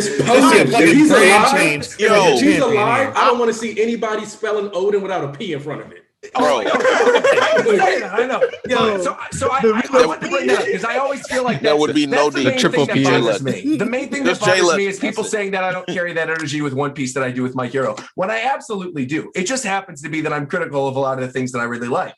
The only thing that I'm really not, and this isn't really me even feeling like I'm not really critical, it's just the way it's washing over me, is Attack on Titan. I've thoroughly enjoyed and I'm not going to get into spoilers, don't worry or anything, but like I've thoroughly enjoyed these past couple chapters of Attack on Titan. Yes. And I thoroughly understand where people are coming from if they don't like it. But I think the thing that it stands out with the One Piece and the My Hero communities in particular, and maybe not so much. Attack on Titan's got their own problematic issues, though. That's something else to address. But with One Piece and with My Hero Academia, it's so much of oh, trust the author. Everything's going to be great. Like, this is awesome. We don't want to hear criticism. Whereas I feel like, at least from the Attack on Titan side that I've been a part of for all of these years, I've done Attack on Titan content since before I did One Piece content. I mean, I've been covering Attack on Titan for a long time. And I think that side of it, it's never been how could you ever go against Isayama or not have faith in Isayama or distrust? There's always been sort of schisms within the Attack on Titan community, right? The pro-Jaegerists and the anti-Jaegerists. That's always existed. And I feel like One Piece and My Hero have never really had that. There have been sides that are like, oh, I can't wait to see Shigaraki do something. Or like, oh, wait until Blackbeard steals the Devil Fruit. But it's never to that same extent, right? I would say on the whole, the majority of the fandom is still very much like, yo, we're excited to see what's going to happen with Deku. We're excited to see what's going to happen with Luffy, and continuing the story from there. But I could not end my little portion on the stream without bringing up the Mirio thing, because I do absolutely want to admit when I feel something has been taking in the right direction that I said before I didn't like the direction the story was going in. So I do feel like if we are entering the final story saga right now, Happy to do it. I'm happy that Mario came back in the way that he did. But that's it. I got to bounce. I literally have 2 other videos I got to do and Attack on Titan. But I wanted to stop by, say to you guys, yes, I did actually like the chapter. It was a lot of fun. So thank you for having me, as always. And I'll talk to you guys later. Bye-bye, everybody. Bye-bye. Peace. I can't wait for Attack on Chicken's trash to end, bro. Oh my Get that shit done. I'm out of here, man. Relax. I was already in the chat when they called Naya it a said stumble. I that, don't want to hear bro. anything else. Get that out of here. Hey man, I'm not gonna lie, bro. I got a cat for AOT for a minute, bro. That chapter, that chapter, it don't hit, man. I still got a cat, bro. I can't. I'm not gonna call AOT trash until the last chapter comes out. Then I Hey, can shit on it. Smash, I'm about to head out myself too, but before I leave, just going back a little bit when people were talking about the press conference and how people weren't feeling safe. In all honesty, going through like my catch up with My Hero, the war, I can't speak for everybody else, but I was drawing a lot of parallels between this whole war and the Civil War like run for Marvel in terms of how the Hero Society was starting to fall apart, especially during the press conference when people were saying they don't feel safe, the heroes aren't safe, the citizens aren't safe. I got serious Spider-Man like revealing ass feels from that press conference, simply because it wasn't just about one side protecting the others or who was gunning for someone else. And like y'all were saying about how the Hero Society, why the hell is that so hard to say? How the Hero Society Because it don't exist, that's why. Not bad. How it was falling apart. I don't think it was falling apart, and y'all, I do agree with a lot of y'all when y'all were saying that it wasn't completely crumbling, it was wavering in the same way that I think that the heroes in Civil War was starting to crumble. The people were starting to lose faith. And when Endeavor just pulled out that full transparency, yes, everything he said was true. I'm a horrible fucking person. That transparency gave me the vibe of, I'm trying to gain your trust back. You hate me.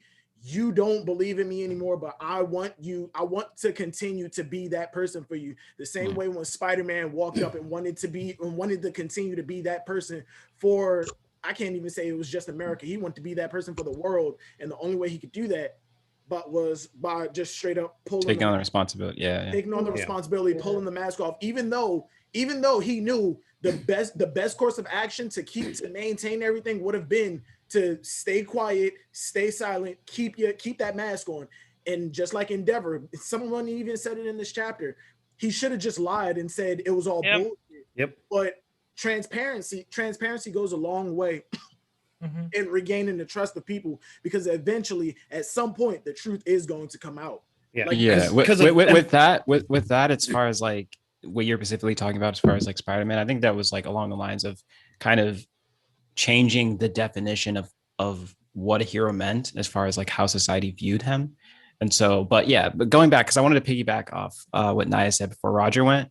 Again, like what you guys were saying. Oh yeah, go ahead. I'm out. Take it easy. Smash. Later. I will hit you up. I will hit you up with them topics. Birthday stream. Happy about it. Take it easy. Getting the band back together. Hey, we're getting the band back together. All right, take it easy.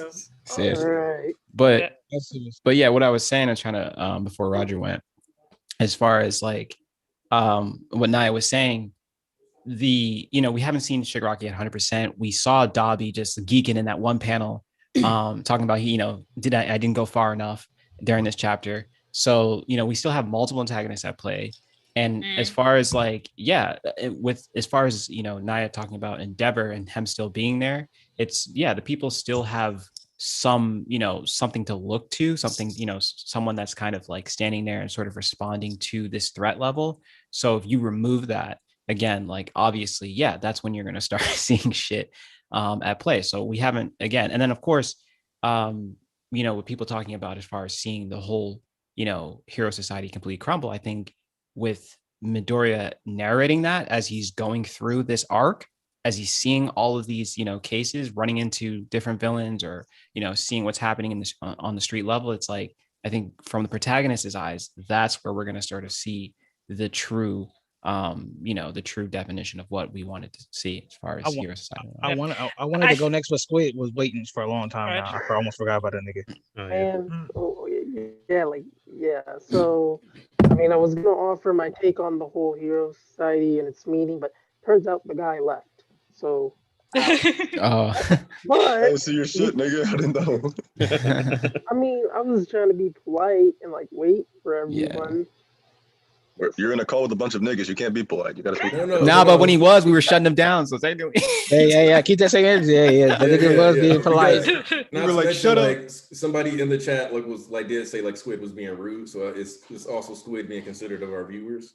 Let's clarify. I don't think Squid does it on purpose. I think he just has delay in his fucking thing. So when he there was this one time where he just apparently didn't hear anything. I know for a fact he wasn't trying to say shut the fuck up. I'm talking now. I know he wasn't trying to say that. Yeah. I'm bad. I try to consider it. But all right, I'll give you the short version. The thing is, when I've always interpreted it as more of a culture, more of a mood. Like I can think of football states. Texas. Texans love football. They have these big stadiums in their high schools. It's a football-oriented state. Now, if people like suddenly stopped playing and the players from there wasn't as good, it wouldn't be considered a football state anymore. And that's how I also kind of see Hero Society, with the amount of heroes declining and specifically the idolization of them lessening. The society, the culture, the expectations around that specific career have crumbled, which is why I do believe Hero Society has crumbled. I don't think Japanese society has crumbled, but I do think Hero Society has crumbled, and I think Quirk Society has not. And these are three different concepts.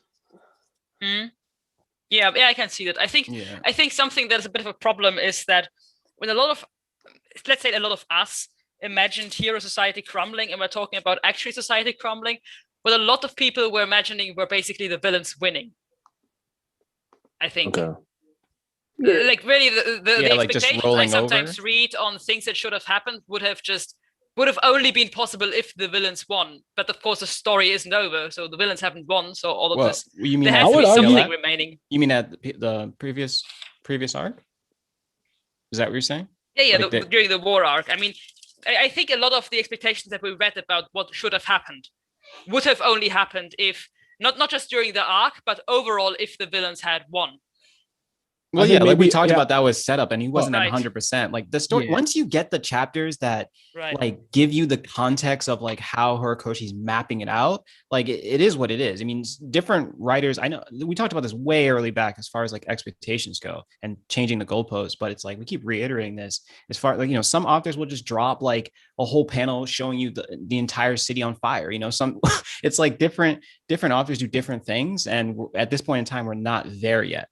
So I think it's appropriate what we got the press conference, seeing Endeavor respond, seeing Hawks, and that's another important thing we keep glossing over, but when we mentioned it way back in the start of the stream, but talking about One for All and shedding light on with Hawks and Best Genius on that, like that's what this chapter was for. Like I don't, this is not the time for that, but hold on, now I want to say something. Yeah. Okay. Well, all I was gonna say was that what was I gonna say? Damn it, I hate when I do this. How do you do it, bro? 2 minutes ago, bro. Write it down, brother. Write it down. It happens to me too. Don't worry. We're all getting old here.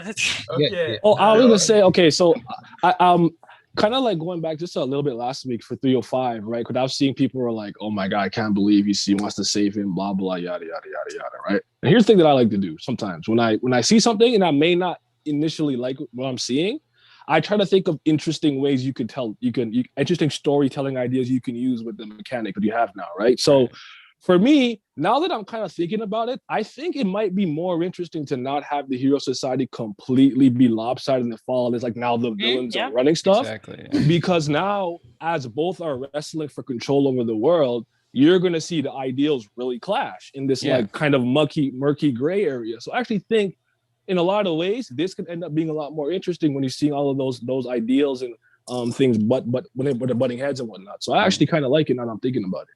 Let me talk on Naya real quick. See, this is the thing I be talking about. He's not even a super My Hero stan. You know what I'm saying? He enjoys the series at a point. But the thing I always like baffles my mind is that he's not a super like supposedly the rest of y'all, but this nigga never doubts Horikoshi. Each time he has a chapter, oh, this could be really interesting. Meanwhile, every time I come in the stream, right, I'm in chat, I always hear y'all niggas like, oh, this was a good setup, but I don't know if he can do this, or if Erie come back, he do this, or this like what the fuck, bro? Like it could be. I talked to Naya and Simeon, they gave me like 5 interesting things that could possibly happen that's going in a good direction.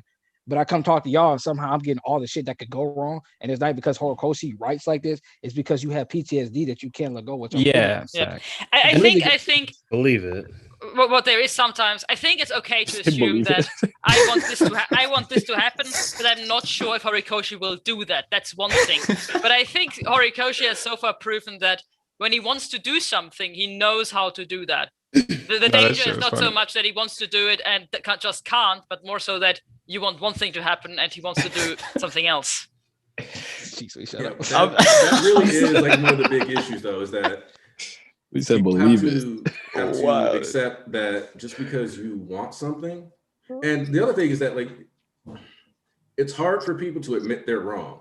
That was part of why like me and East made it a point to be like, and BG even like I believe you even said we like went a little too hype beast, and you even said it on this stream like fucking Dame even said that shit set up.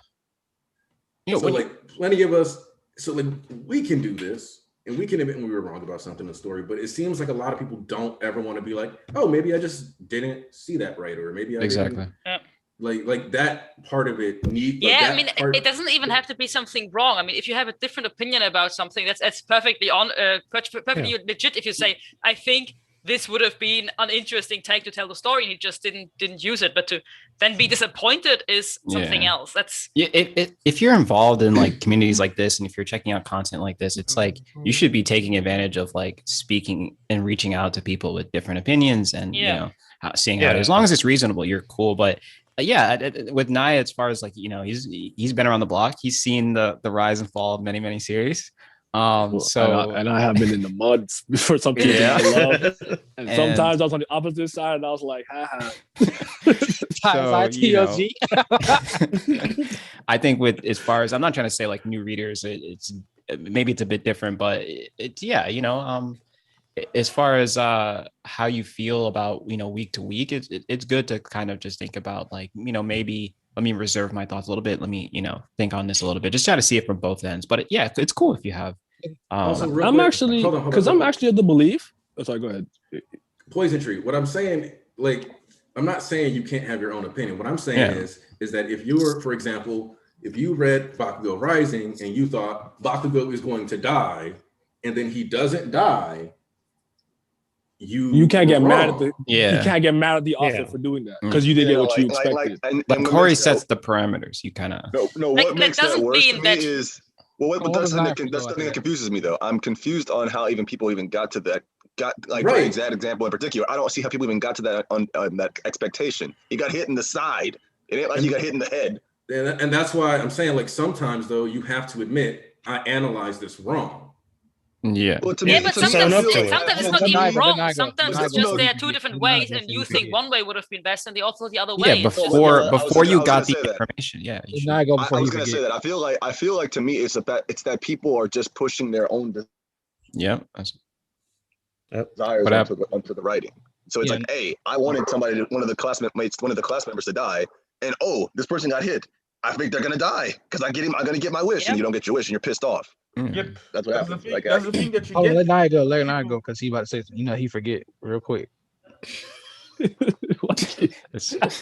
No, I was gonna say so for me, I think you can judge on a week to week basis. I don't think there's anything wrong with that. I think my problem is let's say I have a stance. And I say the stance 8 weeks ago, and the next 8 chapters are constantly showing that my stance is probably wrong. And I'm just stubbornly like, no. That's really kind of like where I'm like, and I might say something like, okay, if let's say I didn't like the Deku line about Shave and Shiggy, and I'm like, okay, I'm a little shaky on that. Hopefully it doesn't, like I think the way that you say it and present it will like a long way. It'll resonate with viewers a certain way. They don't like attack you or get certain. Some will because they're just idiots, but like some people will be like, okay, like it's a reserved, like he's cautiously optimistic, if you will. Yeah. Right.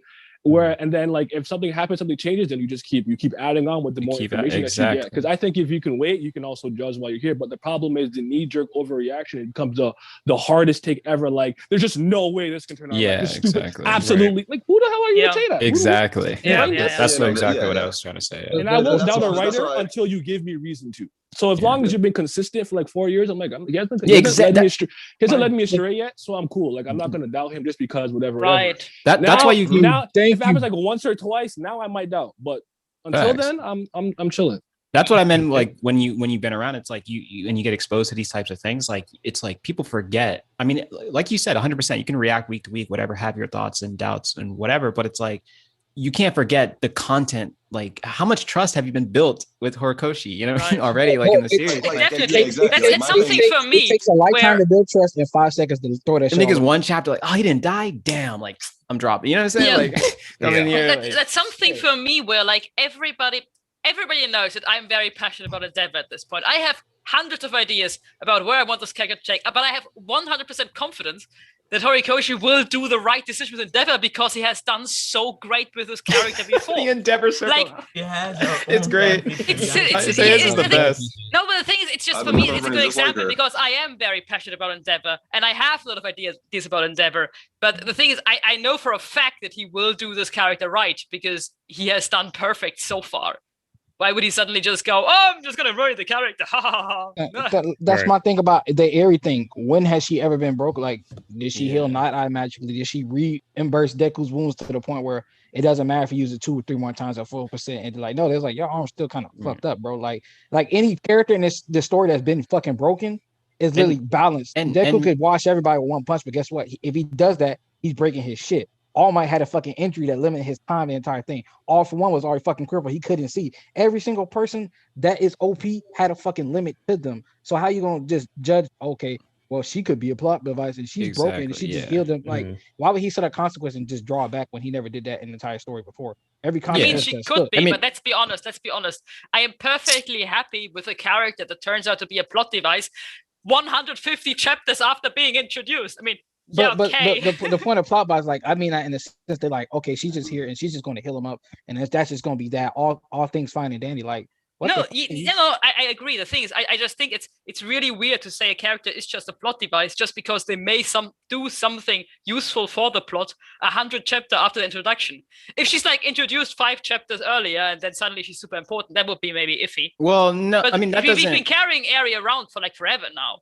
No, that doesn't like, I mean, just because someone has been like 150 chapters ago and they kind of like, that doesn't change the fact. It's like, you still need to kind of build into that. Like it could feel really cheap when you just kind of like, but with Eri, I mean, with Eri, it would make perfectly sense if like with Mirio, right? She's been around for 100 chapters and she finally does one thing that is good for the plot. It's perfectly fine because we know that she can do this. She obviously isn't able to do this every chapter. I mean, I think it depends how it's done, to be honest. Yeah, of course, it depends on how it's done, but just in general, she brought back the gold. That's all we need. I do want to address what Sayaz is saying here, because my biggest criticism of like the idea that Eri is a plot device, or she's just a plot device because she's like, is that she's literally having an actual character arc, getting to grow. I was trying to say, I was trying to get that out. I was trying to say that. Yeah, like we focus on like Culture Fest and stuff to like build up her like getting past trauma, and we literally had her like training in the background, all this stuff. So it's like weird that like the idea of Eri using her quirk finally for like in an intentional manner, when her whole arc has been about getting to use her quirk and being comfortable with her quirk because she felt it was a curse and all these other things. Like, how? Yeah. Like, how do you just? I just want to reiterate. I don't believe that. Yeah, she's a positive. I'm just saying that time and placement, as far as like how you handle these things, are pretty crucial. Yeah. And I can see how someone could look at it and perceive it as something that's like, whoa, wait a minute. Like, no, what I meant is just that when you have a character that has their own arc and that has been around for so long, that is established with a certain skill set and that is growing and developing, the idea that they are just used as a plot device because maybe in the future, in like 100 chapters, they will save Deku's life. So what if she saves Deku's life in the end? She has a character arc. She has a skill set we know already. She is established. She's been around for a long time. Why can't she, at the end of the day, do something useful? And just because she does something useful, suddenly she's just a plot device. They Makes no just sense. want Sakuras. They just want Sakuras. That's what they want. Probably. Hey, speaking, I want, you know what, you said something. I want to talk about Mpanzu, but I want Naya, give the example you always give for all these niggas about how Eri can be used in a smart way. You know the mage thing, how we were talking about White and his soul power, his mana. What? Did I say that? Talk about how she, like, you know, you playing RPG, but she may have an OP quirk, but like her stamina is not that high. So if you use it once, she done. Yeah. Because I think the biggest problem the family probably has is with her ability in nature, because it could kind of redo and restore and like kind of go back. I don't know if it's go back in time. Is she reversing the effects? Is that what it is with time? I'm not exactly sure how it works, but I think she reverts your body back to an earlier Just say no state. to reality. Yeah. She just said no to reality. Yeah. my like from outside looking in, I'm thinking maybe they're upset about this because the quirk erasing bullets looks like they're useless now because you have another character on the opposite side who can just start, you know, I lose my powers and he's like, here, take them back, right? Time and But place. she can't just spam it and do that, right? Exactly. She can't just be throwing out like all these things, and we don't know how it's gonna affect her because everything in My Hero, your quirks, you kind of have like a mana MP meter type beat where it's like Bakugo can't keep exploding and blowing up niggas forever. You're gonna get tired, right? It's gonna affect him negatively. Todoroki, hot and cold, he has to kind of regulate his temperature. It's too dangerous to do one too much, right? So we don't know what the drawbacks could be necessarily off the bat. She can't necessarily control it immediately, but she's getting better and better, obviously. She's in the best place to learn that with you, all the time, UA and everything. But for me, it's like, why didn't we think about the scenarios where this becomes interesting? Because I'm like, what if now it's like, not that's gonna happen, but what if it became like the quirk erasing bullets were reversing her ability now, where it's like, if I'm a hero who got hit with a quirk racing ability, I just know if I get back to UA, like that's something important too for something. I have some incredible knowledge or secret. I'm trying to get back to UA. And it's like, I just know if I can get there, I'll be okay. But if the villains catch me, I'm done for. So now it becomes a very suspenseful, tense situation where it's like this hero who just lost his ability her ability is trying to get back to Eri to get their ability back. Exactly. You can do so many interesting things with that, but no, it's trash. Oh, blah blah blah. Plot devices. Like you didn't even take a second to think about how you could make that interesting. Yeah. One more thing. One thing that's really I always loved about superhero stories is the best way to really hit like the watcher, reader, player is you want to introduce that hope and then take it away. Yep. Yeah. That's what's going to happen now. That's It's got to be organic to the narrative, man. Like it's just. Because the thing about it, but it's going to come back on them. To be honest, I always thought this idea that we're gonna now we have a solution to the quirk erasing bullet. I find this always a bit odd because we had the solution to the quirk erasing bullet like from the moment the quirk erasing bullet was introduced. It's not like we have been carrying this quirk erasing bullet as the mega threat around for so long, and now suddenly there's a solution. No, the solution was introduced the moment the quirk erasing bullet was introduced. Even overall wanted to make the solution bullet from the start. It wasn't like you wanted to have the monopoly about the distribution about the both stuff.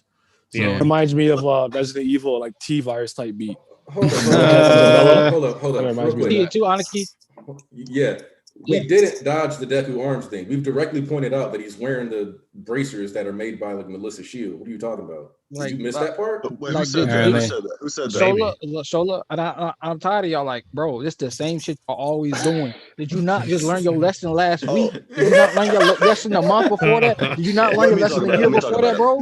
Let me talk about it. No, Ease, let me talk about it. The funny thing is, people were saying that like we're not going to talk about his arms, or his arms haven't been addressed. Like they're just kind of like just skirting over it. The thing is, if they were going to skirt over it, first off, why are we even making this assumption? Because he moved his right arm up like to his face, and is that why? And what is it? He has what is it? There's literally something new on his arms. There's the wrappings on both of his arms. Why does you think that is? Why do you think that is? Don't even have his original for Ronis and swag. Wait. He was in the last panel. We don't know. He hasn't fought anyone. It's like, yo, you're skipping over it. We don't know. Ponzi, you go, because when I go, I'm tired of this shit. Wait a minute. Hold on. This man, wait. This man Horikoshi. Hold up. Let's rewind this back for a second. This man Horikoshi, for 305 chapters, has been talking about this, the repercussions of his aunt. We've gotten so much of that. You think this man's just gonna go, yeah, we're writing it off? Like, we're never gonna no, fuck that. Fuck that. We're getting out of here. Like I said, he did this. No. Time out. This is another problem. Melissa is canon. She made Endeavor's outfit.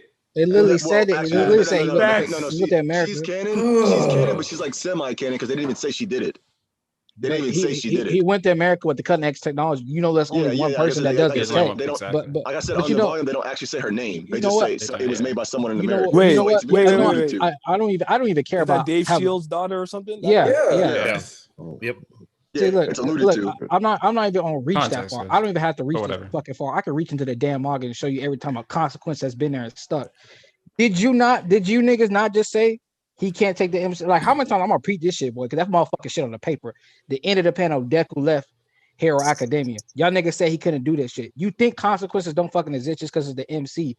Nigga, he had to fucking leave where the fucking story started. The entire point was going to UA, growing up here, graduate, becoming a good hero, and now this shit has changed. I'm about sitting on. Niggas were complaining about that. I'm sick and tired of that shit. I've waited for years for this shit, and you motherfuckers gonna listen to this shit today. I am goddamn sick and tired. My shit is on the fucking paper, and I'm not taking that shit no more. You jumping the fucking gun again. You keep doing this shit consistently. 295, all you know fuckers junk. 296, all you niggas trash this shit. Garbage. Oh my god, Horikoshi fumbled the bat.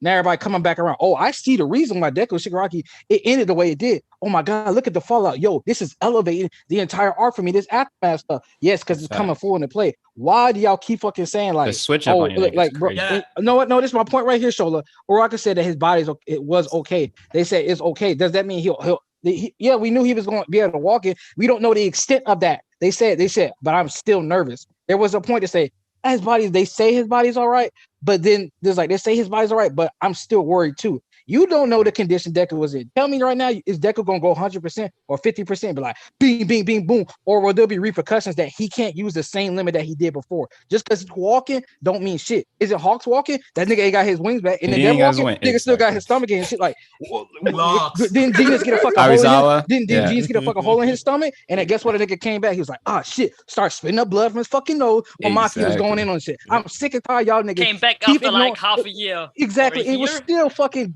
injured. I'm tired of y'all niggas that keep doing this shit. You don't if you're gonna address that, why not bring it up when it doesn't happen? I don't understand. Somebody said this perfectly in the chat. People will let go of the ball and decide that it's never hitting the ground before it's hit the ground. That's how y'all think. Y'all literally don't even give it a chance. Exactly. It's like it hasn't hit the ground yet. It's got him in a frenzy, bro. No. Like I said, no, it's like we haven't seen Deku do anything. We saw him guys. Nigga. Okay, I wanted to talk every time people cut me. Sorry, I didn't know. You cut me off. No, but seriously, 2 seconds. I just need to add something to East's talk.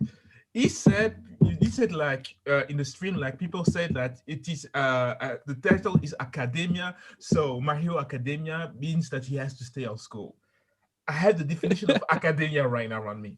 Academia, the life, community, world of teachers, school, and education. So you can literally translate My Hero life when you say My Hero Academia. So life is a school in itself. You get schooled in life. Shut the fuck up. Okay. To put it in nigga terms, extra hood nigga terms, Deku going to the school of hard knocks now. Fuck you, like he learned it from the best streets. School ever. Yeah. He about to Batman. He about to test that education in the only lab that matters. Didn't Endeavor and them say that shit right before the war? Like, come on, bro. What do I have to do for you niggas to fucking remember? Endeavor and fucking Nezu was talking about this shit. Endeavor said, hey, I mean, you can learn that shit in school. That's cute, but in the streets, this is where you really learn how this shit goes. We need to prepare y'all. What did the fucking Hawk say to them niggas in Endeavor?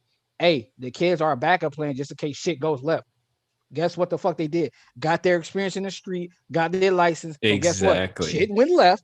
Now these niggas in the street, they have experience and they can keep going. And what the fuck do I have to do? And you know what? Get this shit. And you know what's funny about that? It's like people complain about, they're like, okay, you know, the joint training arc and Endeavor Agency and all of this stuff with Stain and like all of them like having all these moments, like that's why Midoriya is able to do what he's about to do here. Like, that's the point of all that. Like, if you didn't get that, like, y'all niggas would be complaining about how is he able to, you know? So, yeah. Also, real quick, Jorge Valdez, dude, he is still using steel toe shoes. Calling it now, without the steel technology, his arms are dead. Yep. More than likely, like there's no reason for literal like bracers to now be in his kit and in his outfit unless there's like severe damage to his arms. Every time Deku gets a costume upgrade, it is directly related to his powers or his injuries. Exactly. So the Air Force gloves, him being able to reach 20%, there were already bracers being built into his suit from the damage. I don't know if you guys remember that, but that is one of the things that he mentioned he already had. He already had to use bracers. And that's part of why he had the steel toe shoes too. He bought out the Iron Tims because he wanted to make sure he had that extra damage, not being able to hit those higher percentages and not having a risk of breaking his body. So in turn, now not only does he have the Iron Tims, but he got the iron sleeves. He finna clothesline niggas. You're killing me with the Iron Tims. So, I used to type comments about Spider-Man said the movies are canon, basically 100%. It's time to accept that. This is another thing that we really got to address here is that the movies always intentionally take place at points in the story where they could literally fit just fine. The only reason they don't talk about them though is just because they don't have to. Like there's no obligation. I can't agree with that though, because it's like some of these are really big events, and if they never get referenced, I can't sit there and believe that they actually happened. So because it's like for example, would 9 have been as big of a deal with his crew if actual heroes had been there? Slice and Mummy would have got folded. Does that matter? Gentle wasn't a big deal, but they still talk about him. And really? When's the last time a nigga mentioned Gentle or Deku? Last chapter, Deku thought about Gentle. No, I said when somebody mentioned. I'm not talking about that. I'm talking about Deku thinking about it. I'm not talking about it being talked about in conversation. I'm talking about actually being referenced in the story. And they don't ever reference this shit. It's not actually like I think the events. I feel like some of the characters are real. The characters exist, but I don't think the events themselves are actually things that actually happen within this narrative. I actually think for me, this question is all kind of, I don't know, inconsequential because ultimately, whether it happened or not, it has no real effect on the plot. I feel like some of them do though. Like what is it, Heroes Rising, for example? Ooh, I wouldn't like that ending to actually be real. I don't like that. I mean, we literally got confirmation that One For All is super sentient at this point. Yeah. No, I'm not giving a fuck about that. I don't give a fuck about that. I'm talking about the just about the fact that he for one gave it away, and for two, it could just see like lol. No, I don't like that. I don't like that either. I mean, because they can't say lol no. Can't do anything. Like they can't say lol no, but they can like because otherwise what is it? Because they don't have a problem with them passing the quirk. They don't because that's not how that works. But it'd be one of those things where it's like I don't know. I'm literally asking where the movies have things and people in it. Too, to be honest. That's what I just said. That's what I just said. I think some of the characters are real, but I don't think the events of the movie are real. Okay, so that's what I'm saying. One Piece does. Here's I was realize. Wait. There's another thing that you got to factor in too. Letting people by not talking about the movies a bunch in the manga, it allows people to not be punished for having not seen it. I was going to bring that point up. Yeah, that's what I mean. I think it's inconsequential ultimately. It's might have happened, might have not happened, whatever. Ultimately, it's written that way because hey, not everybody is going to go to the theaters. Maybe not everybody is going to have access that has access to the manga is going to have access to the movie. And it wouldn't make sense. Like, for example, the Heroes Rising came out in August in Japan. I want to say it was August, September. We didn't get it till February. No, it was in December. Okay, December? It was December. We didn't get it till late February, early March. If we're getting stuff way later, it's not even fair necessarily to tie them that heavily together and then be like, well, you didn't read that. You didn't see that, so you don't understand these scenes. But that's what I'm saying. That's what I'm saying. Like, that's why I feel like the conversation of them being canon or not is a stupid conversation in the first place because it doesn't matter. But the only time it matters is in situations like when we're looking at their tech usage, that kind of stuff. So like when we see objects and stuff being integrated, we can be like, all right, we saw this there. That's where that's coming from. Cool. But that's what I'm saying. Like, I haven't even seen any of that. Like, when does that happen exactly? That's literally what this is a watch the braces be red. Like if the braces are red, that pretty much confirms it. Oh yeah, no, we'll see about that. Like I said, we'll definitely see about that. I have to wait though because I have no idea. I only brought it up because there's a lot of series that I know that do something like that. Because even Reborn, the anime, when they in the future arc when they went back twice, there were elements that were happening that were actually canon in terms of the Alcott Baleno story and how they were got together and everything. But like obviously in the manga, they didn't go back in time twice like that. So I was just like, and even One Piece, like Shiki's a real character, but that's not the events that happen in that movie Strong World are not real. So it's the same thing with Hunter x Hunter. That's what I feel like. That's what I feel like is the case here. Okay, that's all I was asking. That's all I wanted to know. It appears Deku is about to put on his mask on the last panel. If you look at the Spanish one, it looks like that, yeah. It kind of looks like he's gonna mask up. What do you mean looks different than Spanish? JJ, you're always here to make me laugh, bro. Oh.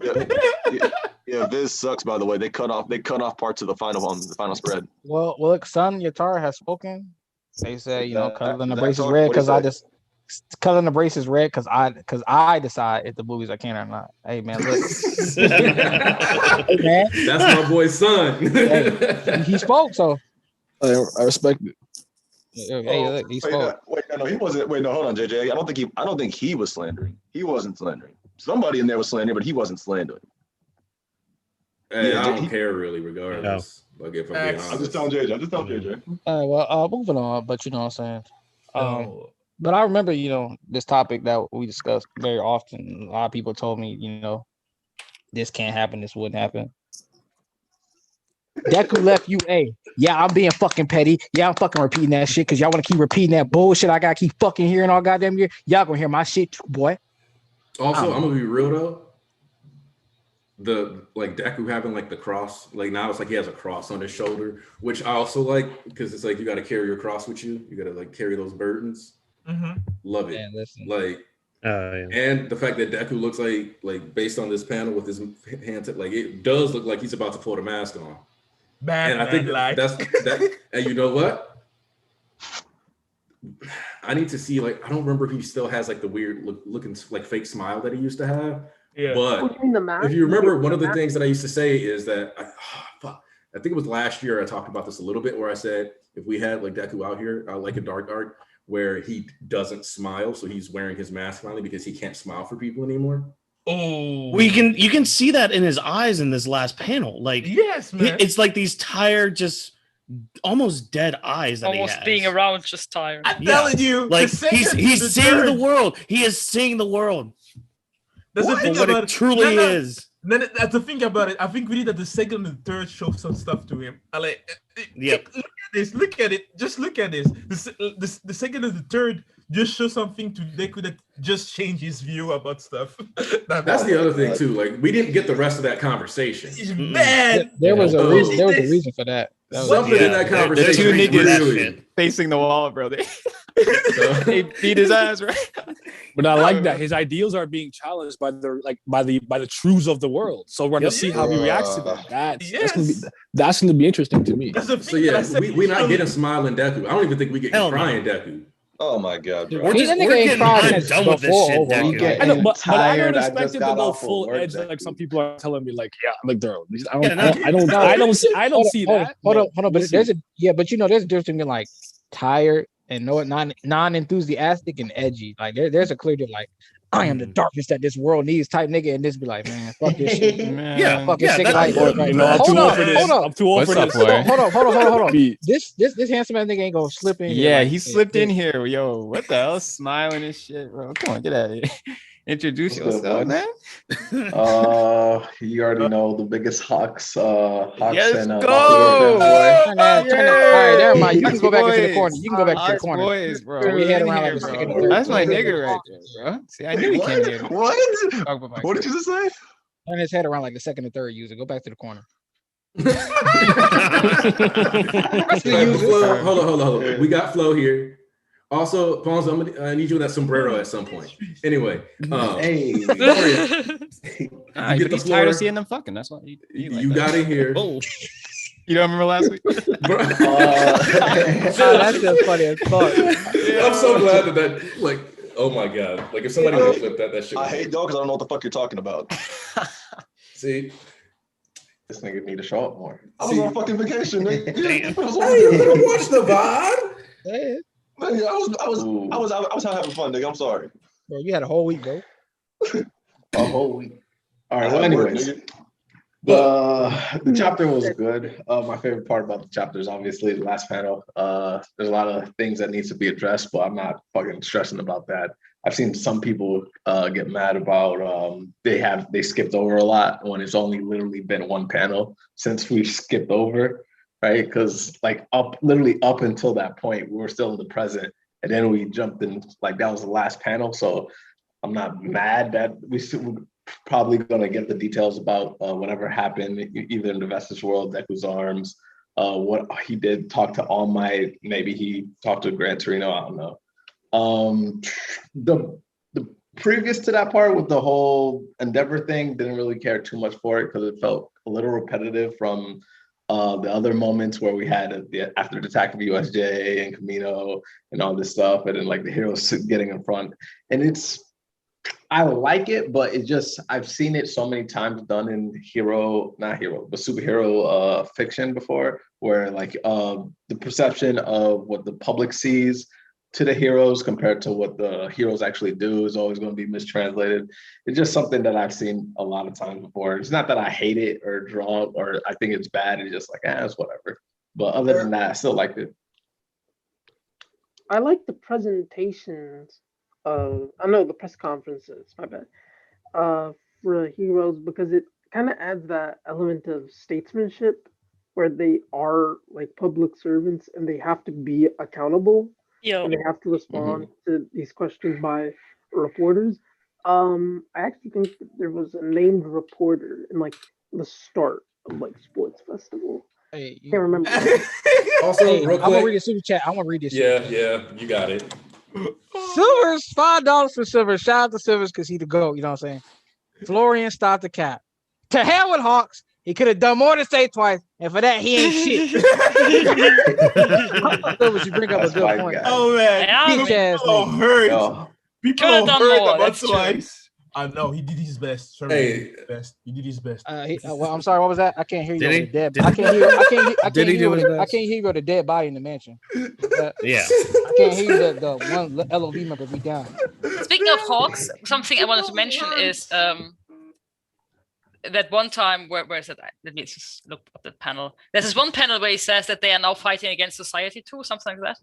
Yes, because they are. Which is really problematic, I think. But to say as a hero that you are against society now, that's a bit. I think that's a bit problematic. I mean, I think that's the point of. Wait. Yeah. I think that's an issue of phrasing more to do. When he says we're fighting against society, I think what he really means is we now have to actively combat public opinion. Not we literally. Yeah, I know what he means. I know what he means. I just the phrasing was. I read this and I thought, but I don't like that phrasing. No, but that's the point of it. They are against society is against them right now. They're not on their side. Not every victory has to be physical, but they are in the battle. That's the point, to make you feel discomfortable and not like it, because it's like, why would the heroes be fighting society? That's the point, because they don't have their trust anymore. They don't. Yeah. Like people can say like, but you know, they holding on. Like, I need y'all to understand what actual. I forgot to say. I didn't get really put in it earlier, but whether you agree or not, your society is crumbling, not wavering. You know what crumbling is? Like when it falls down over the course, not just instant dust like Thanos snapping his finger. Like it's crumbling down. Like when Shigaraki decayed the building and it fell down and crumbled. Like when he decayed the thing and it crumbled away. Like that shit didn't just vanish. I think crumbling and decaying is more like the snapping the finger. It's coming. When he decayed that, he crumbled that building. When Redestro fell down, like it came down like to a point. It wasn't just snap your finger and it's gone. I feel like that's. I mean, I don't need to feel anything. That was what was said. The expectation was that they were expecting. Well, I'm gonna put it simply. They were expecting an anarchy. Yes, they were They expecting were this. anarchy. They weren't expecting any bit of order whatsoever. Yeah. That's what they thought. That's what they thought the crumbling of Hero Society was. But at the same time, it's That's like destruction of at the same time, I are don't even you have a paying song attention when about like Chick falling Rocky down. and them talk about it? Like when Redesh were talking about liberation through anarchy. Like we haven't seen the full effects, and they keep like I don't know why people just keep forgetting that like Shigaraki is coming. I don't know, like if you just think because Deku the MC and he's just gonna win at the last second, or I don't know what people like. It feels to me that every time somebody talk about that shit, they just kind of forget we haven't hit the full effect of it. Yeah, that's the intention. It's still fresh. It's still fresh. Thank you. It's an open wound, like. Yeah, that's the thing about it. Is that many the thing is that the dream of Shigaraki is the destruction of the not the crumbling, but the destruction of the hero society, and that's just what people thought that they would get. Well, and they confuse it with the crumbling of the society because at the moment that All Might stepped down and lost his quirk, the crumbling was already starting. If you see if society is protected by a sort of I would say a window, the window started to crackling bit by bit, and that is what we call crumbling. Literally, pieces were falling down, and that's what we saw. That's what we saw right now. The pieces are falling down faster, and destruction is the goal. Shigaraki said, "I want to destroy everything. I want to destroy everything, and I will let things exist that my friends like." So his dream is destruction of the hero society. It's what people want to see that destruction, but it is not the crumbling. And that's I think that that Roger he mistook crumbling with destruction of the society. But like again, it's nowhere near overweight. And like, well, Poison Tree saying like, I know like the idea of anarchy since it restricts the development of the UA students and they can't compete with the villains. No, that's it. That's trial by fire. They're going to be in the streets. They had the license, like they were already doing this. It's just at a tougher pace. They're not going to be sitting in the, like UA is not UA anymore. It's not a school. Now everybody's happy go lucky. They're soldiers. They're soldiers now. This is what they prepared them for. The contingency plan just in case shit went south.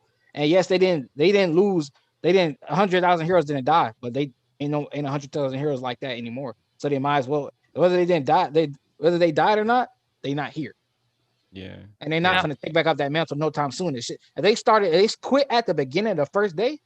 And that shit has only gotten worse since then with the 10,000 prisoners, with the more regular villains rising on that. And the shit getting more and more chaotic. Why the fuck would they come back when they quit and it was easy? And now it only got tougher. Like the kids are going to be in the street. Like, you can't be having them looking like scrubs. Like they trained, they did a lot to get to this point. They could combat some villains, bro. Like, and they're gonna be teams and stuff like this, that, and the other. Like nobody's gonna be out there like Deku, like, well, I'm a lone soldier. Like, come on now, bro. like if they did all that training and just got waxed, we'd be like, what the hell? So like, I mean, put in a lot of effort to this. Super chat. If you want to read this, because I was really thinking about this would be a good point because I think this is where volume 31 would be. Volume 31 Manga ask. Yeah. Do you guys think this will be the ending point of season 6?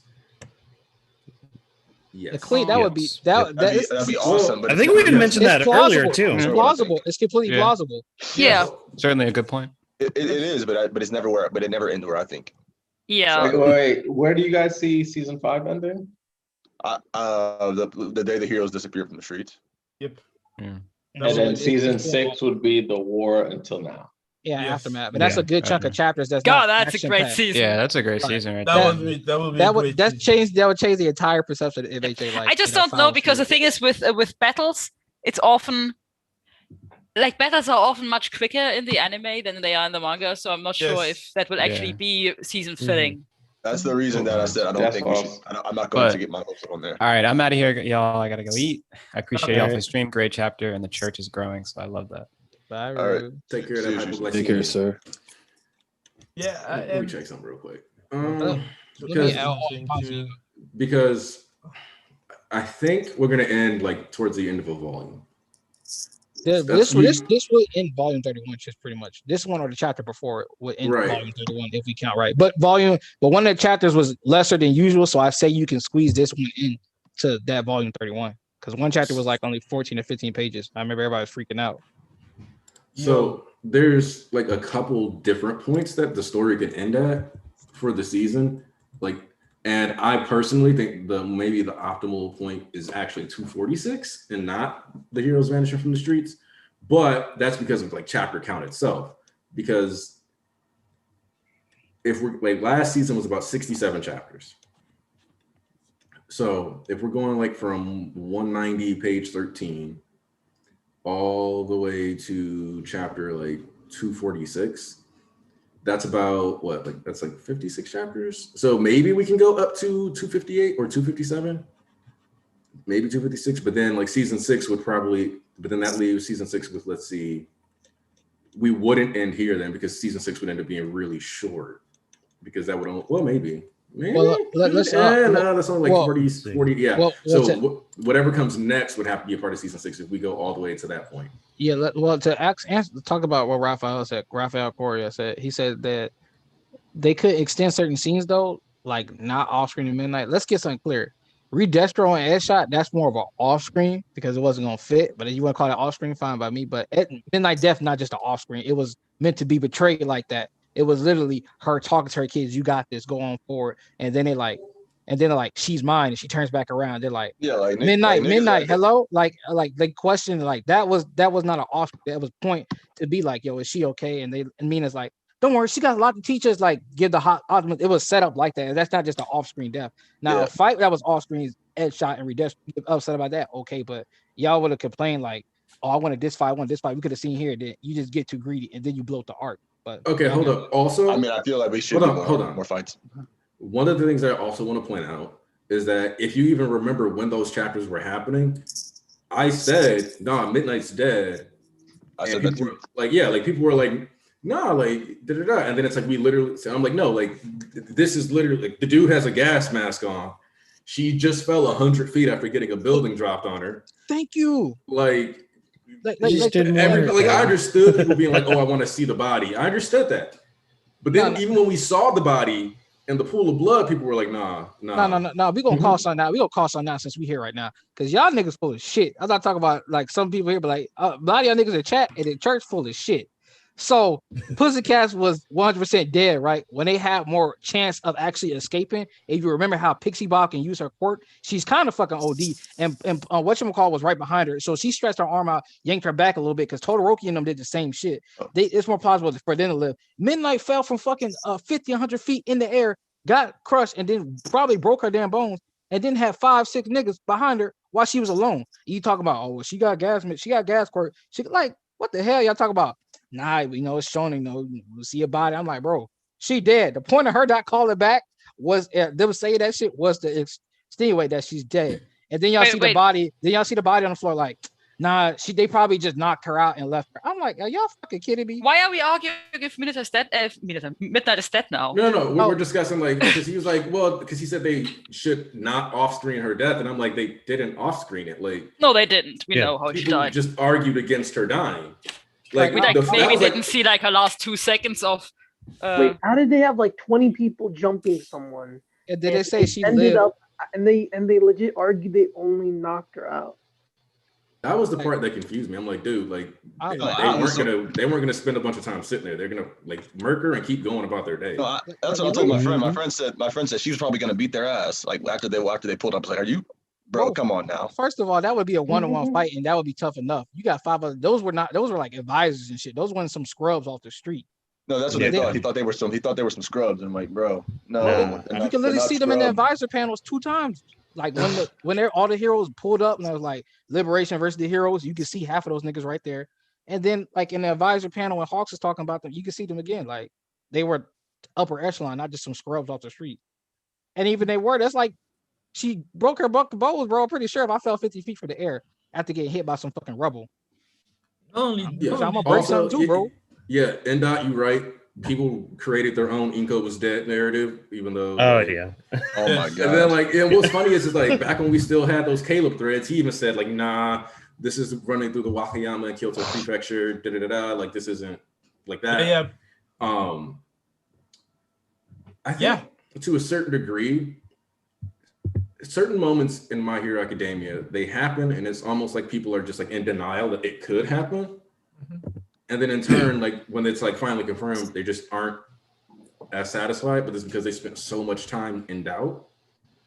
that it's like, oh, okay, I guess I was wrong, and they just kind of like, but then they don't want to talk about it because it's like you put so much energy into doubting that, like, pride. So it's like just like one of my old theories was Bakugo getting turned into a Nomu. I'm pretty sure that shit is just dead.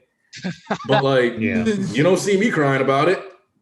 Like, relax, guys. Let yourselves be wrong about theories and speculation. And just, Yes, it's okay to be wrong. It's okay to be wrong. It's fine. Horikoshi gave me something that like I asked for, but he gave me it in a more realistic way. Because I wanted, like I knew what was going to happen. After this war, shit was never going to be the same for the series, right? Yes. So I'm thinking, you know what? I want a moment with Deku. He's just surveying the city. He got his thing on. He's sitting up there and he reflecting on all the good times he had, how far he came before this, right? This nigga Horikoshi squeezed all that into fucking like two pages in 2 seconds and put it even better than I could have thought of it, which was all the friends together, all of 1A, not just Deku.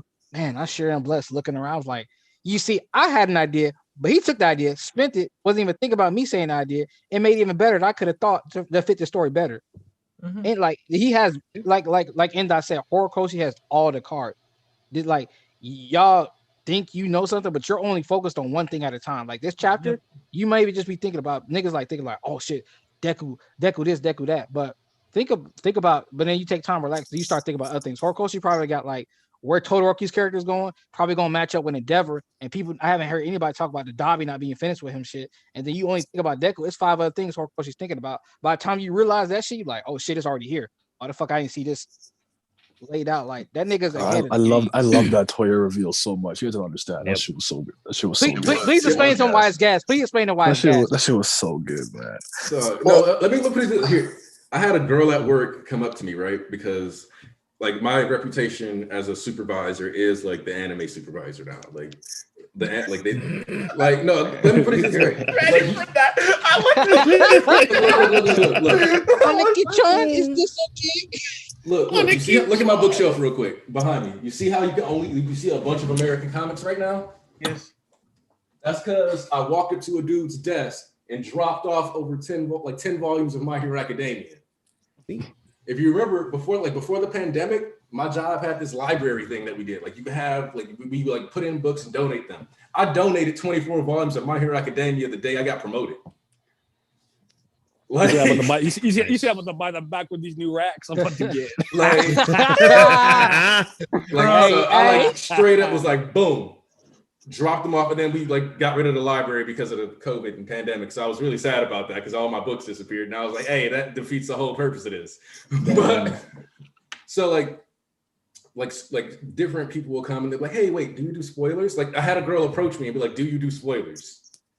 And I was like, I got spoiled on this week's chapter, typically no. And then so we were talking about like the Deku leaving thing a bit, like how like I had saw a thing about Deku leaving. I was like, I don't know any of the context, how it's working, but cool. I'm glad about that. And then she was talking about how she got spoiled on TikTok by Dobby about the Dobby reveal, but she was like, that doesn't matter that I got spoiled because we all already knew it. Yes. And so we were talking, I was like that, and she was like, yeah. And so we're talking about how like everybody knew it. And I was like, the problem with that theory, like with the way Dobby was interpreted, is a lot of people aren't familiar with the term dramatic irony, where we get to know more than the viewers know. Yeah. And so see it a lot. I don't just be dropping off My Hero volumes. Like one of my boys, he's read almost every volume that's out of Jigoku Raku now. He gets every volume of Chainsaw Man I have. He's read every volume of Vigilantes I got. He's been given every volume of JJK that's out so far. Not every Vigilantes. I be slinging manga, bro. Like just like he be slinging. Boop. But back to the chapter. Hey, you ain't lie. But to your point, the reveal was so good because no one was like, oh, well maybe somebody, but we're like, oh my god, I can't believe it. You know, like we knew already, but it's the way that he did it. Yes. And plus there was more to it where he's like, you think you're number one hero now, right? Oh, whatever. I'm about to tear you down. Look what happened to your family. And I'm like, oh my God, he's exposing him on YouTube type. Start a dialogue. Man, documentary. Like the only thing that could have made that better. Exposing Endeavor. Like the only thing that could have made that even funnier is if he would have like pulled out his phone real quick and been like, and took a selfie. He's like taking this from memories real quick. Bop, Yeah, and yeah, then yeah. went back to monologuing. It's one of the best reveals that I've seen where it's like I already knew what was going on, but I'm like, man, you see the way he washed the black out of his hair too? Like, I have a good name. It's called Toya. I'm like, damn, he's talking to him. Like, Yo, there was something Oh my Daya pointed God. out that I didn't realize at first. It was like he was like when they were like, so it was like 4 of us in call, right? And they were talking about, well, Dobby thing was no, it was kind of predictable, whatever, this that, and other. But Daya completely disagreed. He was like, that was the point. You don't get the point of how it was revealed. He was like, he didn't wait till a cliffhanger, the shock factor, the cliffhanger at the end of the chapter. He did that shit the first couple of pages. He just and cut the didn't wait bullshit. he just cut the bullshit because Horikoshi already knew, everybody knew. Like I said way back before in EA, when Toya was finally confirmed dead by the little Mourn shrine they have in Japan, and then that was like, I wish you were here too. I realized it clicked in my brain. It's for the Todorokis to realize that Toya is Dobby, that Dobby is Toya, not for the reader, because we have all the context. We know what the league is doing. They don't know what the league is doing. We seen Shiraki get search for the ultimate power. Niggas didn't know that shit. Like Deku and them didn't know that shit. He had to get told it. Like there's so much shit we understand that as the reader, because we can see everything that the kids don't know. These niggas don't know. And then when he was like, oh, that shit happened less than halfway through the chapter, and he kept going and he was still spitting, that shit fucking it. I was like, oh shit, he right, bro. I can't wait to see the What's anime up, KD? then, because KD here. it's just because the way he was dancing. The thing about it, he was like, I saw just the image, just seeing him, this gestural, the way that he was expressing himself in the panels, and when he was dancing around like, let's do our tango, man. Also, wow, it's just the way it was the way that he put it out that it made the reveal so beautiful. It was theatrical. Yes, it was like you were in a theater and you already knew who he was, but like you said, Endeavor didn't know that it was his son that he was fighting. Man, it was just so good. Also, I want to real quick hit up what Mito mentioned in the. I'm probably just gonna call you Mito because I suck at saying your name. Horikoshi is a Jacobian author, a really good one. He even takes his mistakes like a personal insult, like the plot hole with Toga, like when he messed up and like said that he. So real quick, I'm gonna tell you right now. When I mentioned how I was talking to that girl at work about the Dobby reveal, I straight up said Horikoshi loves his Chekhov's guns, and Dobby was basically him pointing the gun in your face the whole time and being like, "Am I gonna shoot? Am I gonna shoot? I might shoot you today." Put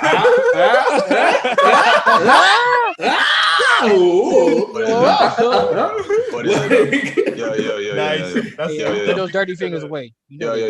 I'm about to go watch basketball. So I'll see y'all. All right, BG. What's the wrap up anyway? I gotta like do my like recording soon, and but that shit was great. I hope everybody enjoyed it. Oh, I enjoyed it very thoroughly. Oh yeah. Oh no, you did, motherfucker. I had a good time. No. Nah, man, it's just so clear that like and you know what's so funny? I could bet you right, like I bet like it's so funny how nobody on fucking God's green earth predicted this chapter would have fucking ended like this. Oh no, I didn't see that coming. Like I there's not a single person like this.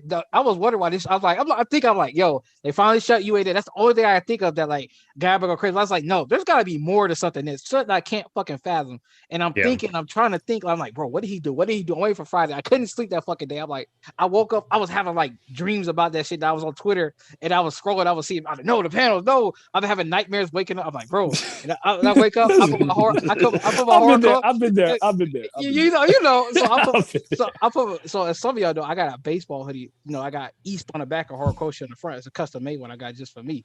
So I'm like, thank you. So I'm like, I'm about to rep this shit today. I can feel it in my soul. This is the day that I really finna come through. I'm like, Horikoshi finna put his foot down. So I'm thinking, I'm like, bro, what is it? But usually I sleep during lunch, but I didn't sleep during lunch today. I'm like, nah, it's out. I gotta see what the fuck going on. I'm outside reading this shit. This shit said Deku left his academia. I said, Nick, oh my fucking God. But they're supposed to be in school. They're supposed to be in school, bro. You know, Yes. Academia is in school. It got academia in the title. He can't just Also- do that. He can't just do this. Like, Yeah, but it's Academia means life. Real quick. doesn't he real have quick. homework? From the Hey, beginning. hey, I just want to say that this Funko Pop that I bought for like $30 did not age well. hey, bro, what's that? What's that? Because that was like a distant memory to me. This shit did not age well. Guys, Nope. you know which song that I had when I was seeing the last page? That was this. Wait, don't give us copyright. Don't give me. No, don't give me with that DMCA. Chill with that.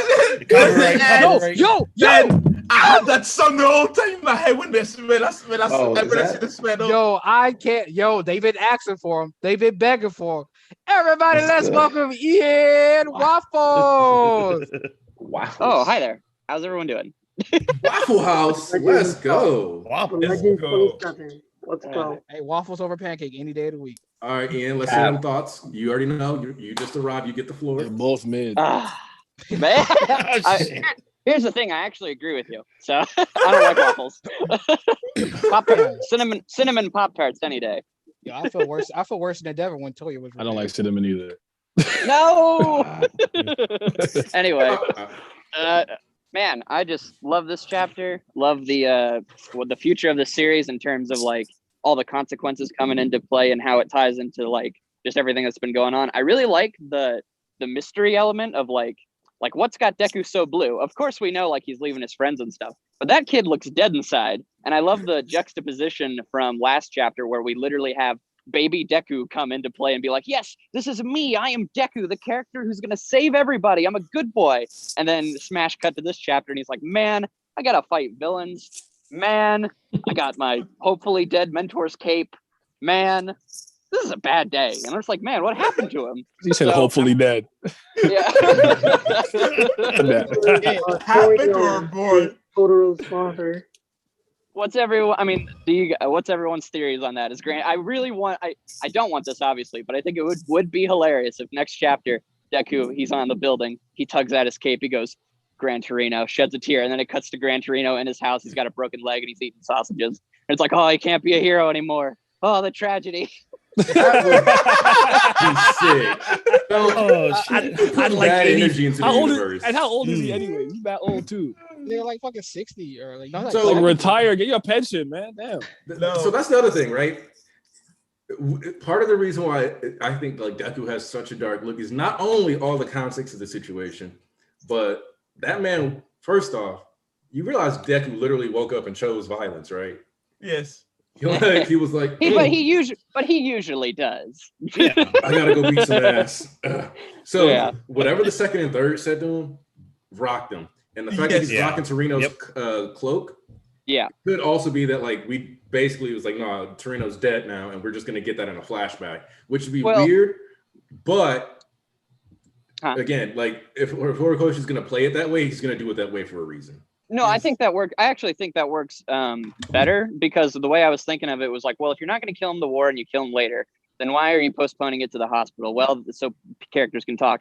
But this is like a classic MHA in terms of like how he does flashbacks, where he'll have a fight and then like through like a punch or through like a different thing, he'll flash back to like a certain moment that then punctuates it through a spread or something like that. So I could totally see if next chapter, since we have to get an update on his arms, we have to get an update on why he has Gran Torino's cape.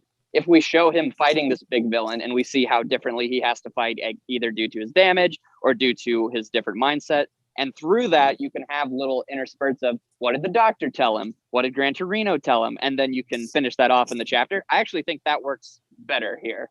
And something I was thinking about is Horikoshi set up back in Culture Festival that May is going to upgrade his shoot style so that it can shoot Air Force. So I think he's literally going to be Gran Torino and shooting air out of his feet and dashing around in the sky, and he'll have float to help him. Yeah, he's gonna be skywalking. Yep. Now, his moveset finna change up. My fault, Ponce. You got man, just thinking about right now, what I want to see for later is when he sleeps that he see passages from the life of the other users. You know what I mean? Like nightmare, seeing them getting killed or seeing them being like, for the second and the third, if they were like anti-heroes doing stuff that our hero not super that he's not supposed to do. You know what I mean?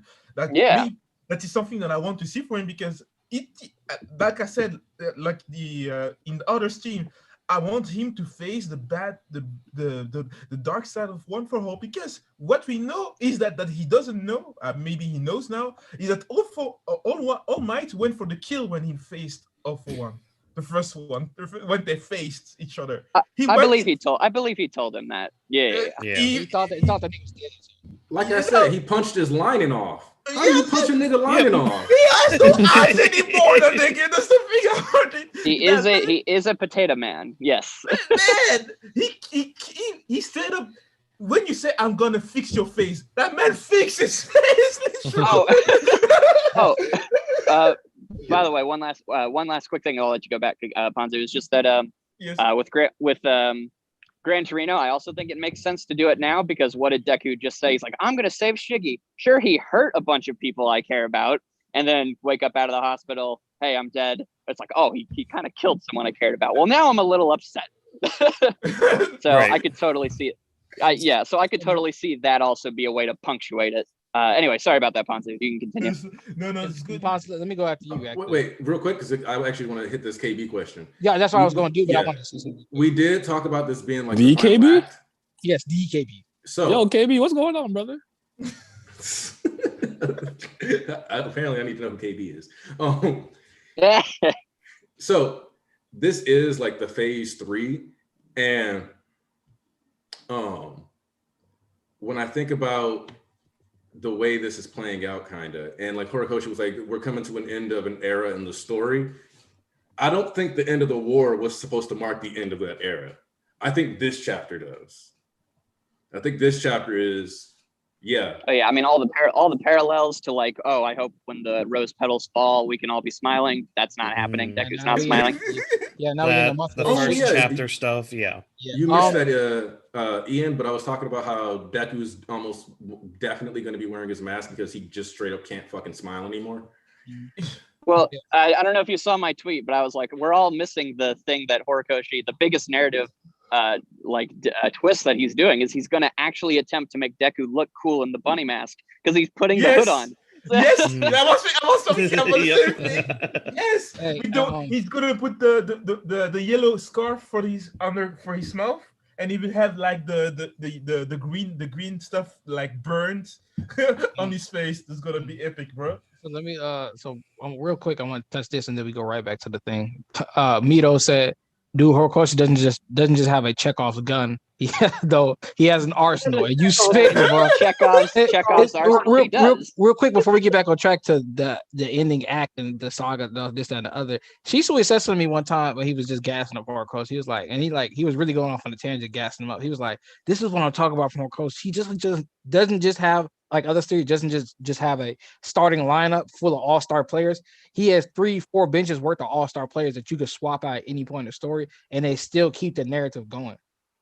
Like you could the Todorokis, you could put Bakugo, you could put like any like all might have a chapter. Any character like that, like damn, like he got 4 roster, feels like he could just have characters he want. That's not even the main focus, and the chapter still hit like that. Well, he's still because he has like 3 perspective characters. He has the Shigaraki for the villain side. He has Endeavor for the top, like for the adult hero world, and then he had Deku for the students. But now it looks like because Uraraka was narrating this chapter, so is Uraraka going to be the new perspective character for the kids? By the way, Shinso's totally taking Deku's spot. So there you go, kid. You can come into the class now. He gonna wonder where everybody at. He's gonna be like, I thought, isn't this the hero classroom? Oh yeah, them niggas on the street, bro. He's like, man, I'm never gonna get to beat up that kid because that's what he's been wanting to do. Niggas, next time I see we gonna rumble again. He gonna say that nigga Deku floating through the city, fucking taking out big ass monsters and shit. He also didn't write you a letter. Yeah, like damn, this motherfucker. Yeah, just thinking about the title one of My Hero Academia, you know, like even in Attack on Titan, the title has different meanings, and nobody thought about My Hero Academia had the same stuff. Like with the word academia, you could have like My Hero Community, My Hero Life, My Hero School, and right now, Deku the story has treated every part of that word, like My Hero community, the community that people, the culture that people put around the concept of hero that we get, how it was treated, the concept of school, we had it too. They had their beautiful days.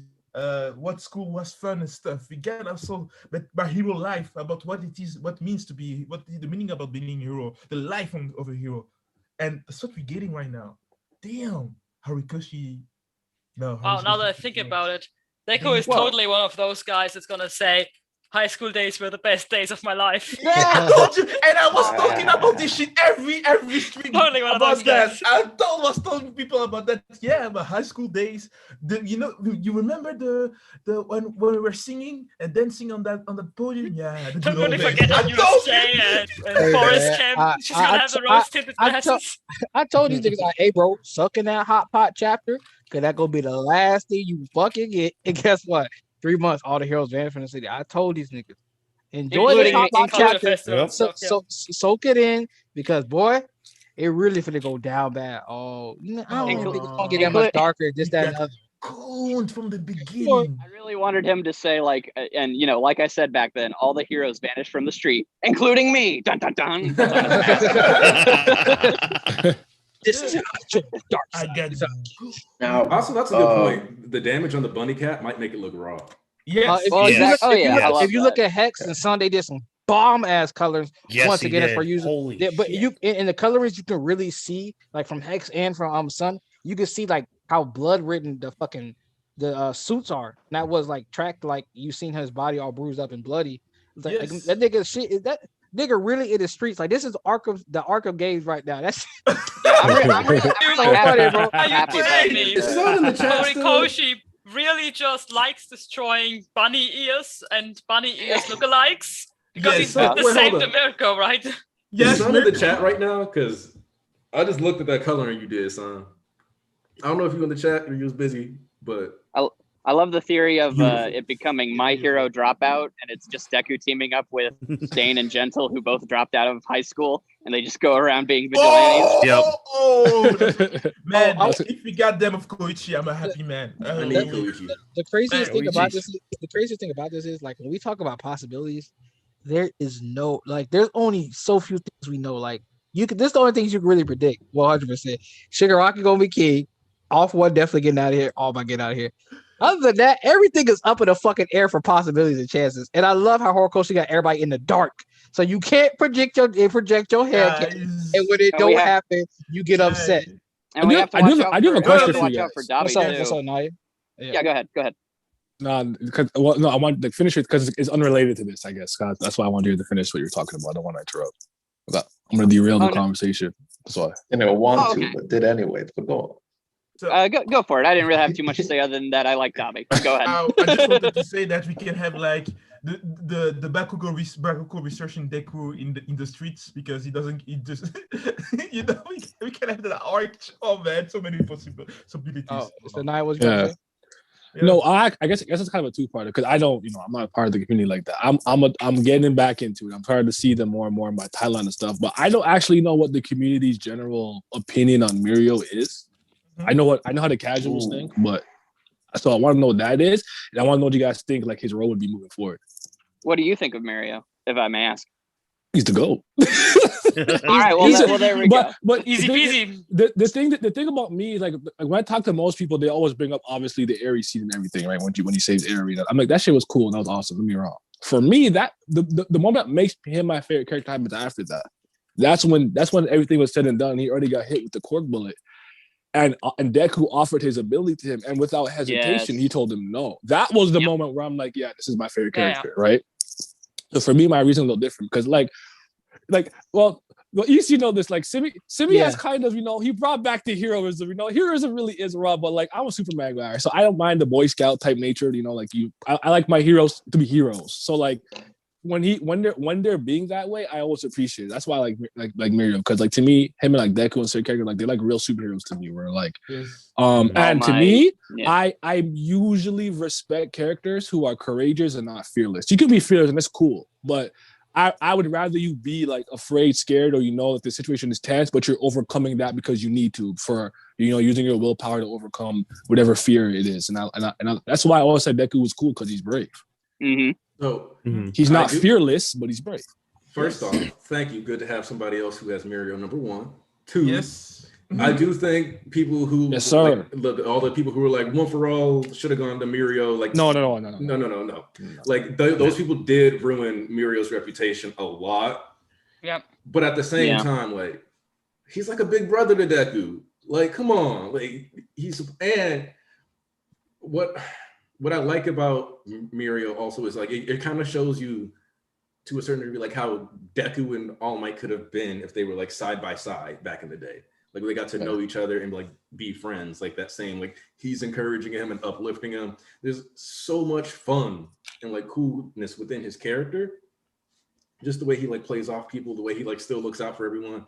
And one of my favorite things that ever got like my favorite scene from an ending is actually from the season 5 ending where they're doing all the pictures and you see everybody sleeping and you see that Mirio isn't actually asleep. Yeah.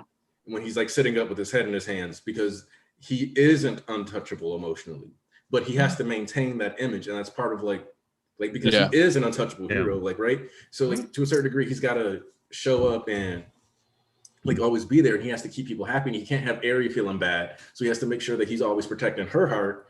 And so now that he finally has his quirk back, that's why he felt so bad asking her. Cause he's like, it's like, I'm like basically asking little sis to have to save me now. You know, and it was that big brother mentality, right? And she's like, she's like, yo, she's like, your big brother, like, of course, yeah. You know what I mean? Like, so like that whole sibling dynamic that they have, and like, it's just beautiful. Or like, and I also love whenever they're walking around the school and they're like, wait, Mirio, is this why you were gone? Because they're like, do you have a kid? And he just like nods and doesn't say anything. And they're like, you got to say something, dude. Actually, that's what happened to like me. He's cool. That's what happened to me because I have my sister, my last sisters we have like 17 years of difference, So when I'm 17 years and 15 years with the 3 last one. So when I walk with them, people think that I am their father.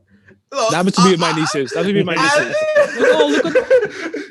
That would be my nieces. They're like, oh, you're beautiful daughter, and they're like, that's my uncle. I don't have to say nothing. I don't have to say nothing. Same thing. They say, no, that's our big brother. So, but I mean, niece and uncle, that would be expected that you have roughly that age gap. Yeah. I mean, my baby sister is 15 years younger than me too. So like, mine's 22. She's only 7 years younger than me. But I want to say about Mirio. What was about the giving her the power thing. I don't even like that. Also, because of the idea, like I always thought it was interesting that Mirio's power was always it's really a detriment. It's so dangerous because he could just he could just he's on his Kitty Pryde shit, but all he can do is just phase in and out of like whatever. But like, bro, if he's not careful, he's gone, he's done, he's dead. He's right? done. And, like, and he's taken that ability and he's made it what it is today. And I'm like, bro, you have to respect the word. You have to. And he was so willing to throw that away immediately to say, I'm like, bro, he's the goal. He was like, all your overhaul trying to talk shit to, like all your hard work going to waste. He's like, it didn't go to waste. I still got this shit. And he started beating this nigga ass. He was like, I got a smile on my face, nigga. I'm a hero. He said, I still got hands. You still got to see me. You know what I love the most? One of his sayings that he said that really touched me is that I know that I failed, that I didn't run directly to save her. But Mirio is somebody that knows his faults and strive to become better. Man, when they said that and he used his frontal menace move, oh bro, yeah, Star Wars. I was like, yo, let's go. Oh no, that panel still today is one of my favorite pages of Hero Academia. Since I can tell, I don't know when Anarchy's gonna hit that wrap up. Let me ask this question now. Now, like I've said plenty of times before, I'm still of the mind of a time skip, but it's not just because of raw cool level up. It's the sense that Deku can't beat Shigaraki anywhere near now with the power they have, and you can still get a lot out of the series before they do the time skip, of course. You know what I'm saying? But like, Shigaraki has to rise and do everything he has to do. But Deku and them cannot defeat Shigaraki at this point. He's gonna have to go through everything, a lot more mentally growth and power growth. He's already injured and down bad right now as is. So like even if they face off right now, like Shigaraki will still come back. So let's say he just still at 75 and now he's going to 100. Shigaraki will wash that nigga. He was washing everybody without a quirk danner. Like they caught him off guard, but he was still beating everybody else without a quirk. With the quirk, they would have been done for, but Deku caught him off guard in the air, then used his 100%, but he can't do that again. You know what I'm saying? So like, and there's a lot of stuff outside of this, those two that have to happen for the narrative to go forward and push forward. And I asked Aniki and Shisu like, yo, is it when a mangaka says their series is ending soon, is it just an Oda thing or it takes so long, or is it like there's a really a mangaka thing, and now you literally get this chapter the next week following that? Oda said One Piece will be 5 years. That man is lost. Exactly. Yeah, so like he said 5 years 5 years ago. Exactly. So what I'm asking, like, so Well, like, he want his series to Only originally be 5 years? 5 years. Or originally Yeah. wants to be 5 Well, years. Like, yeah. he so- says he's just so lost. now we Don't now listen this to him chapter- ever. now this chapter's beginning of the He end. capping. He capping every time. That is chapter's the beginning of the end. So it's like, okay, we know this really isn't the final conclusion of the story because there's no way Deku and them can wrap up everything. Like, forget Horikoshi. There's no way Deku and them really wrap up I hear everything that. and level up and power up and everything they need to do and set society back right within this short time frame. And Shigaraki still has to rise to the top. So do we end? So do we part 2 or like what? Like you want just like at best I'll give it a 6 month or we grow into like this thing, but they need to age up. Like they need to power up too. Like that's a big deal besides just society. So I'm Guys, asking y'all, how do y'all feel about that? Or right, one thing before I address that, I look back at the last panel and he does have that little like smiling mask. really? Yeah, it's still under the cape. Yeah, Yep. like, if you go to Viz officials, I even sent a picture of it where I like outlined it. Yeah, So but to answer, it's a very real possibility he's gonna like hide his smile. Right, you go. yeah. Oh no, yeah. I was just gonna say to answer your question, I don't want if we're gonna get a time skip, I don't want it to be a big one. And 2, I do think we still have a lot more to deal with in the current predicament. Like we just did either a half a month or a 1 month time skip because it was March when the war happened. We don't know when in March. It was, or at least it was the end of March. They said it was the end of March that it happened. Oh, well, this is April, so it's been an even shorter time skip. So I kind of think that we should spend some time getting to know just this Deku, do a little bit more with the kids, get like their headspace in terms of like, all right, what's their direction? And then we can do a jump. But even then, I don't want it to be a big jump, if that makes sense. I mean, you only need a year. That's fine. And then Deku has like, okay, now I've really gotten up there with my quirk and my stuff like that. And I still have stuff to do. It's not just, all right, 1 year later, now we balance Shigaraki. No, there's like, you could take it down strategically place by place. Yeah, and I still want to see that. You know what else? Mirio gonna hold it down. While everyone's doing their things, right? He gonna hold it down. He gonna keep us above water, treading. You know what I'm saying? Because hero society, just a flow. He gonna hold it down. Believe.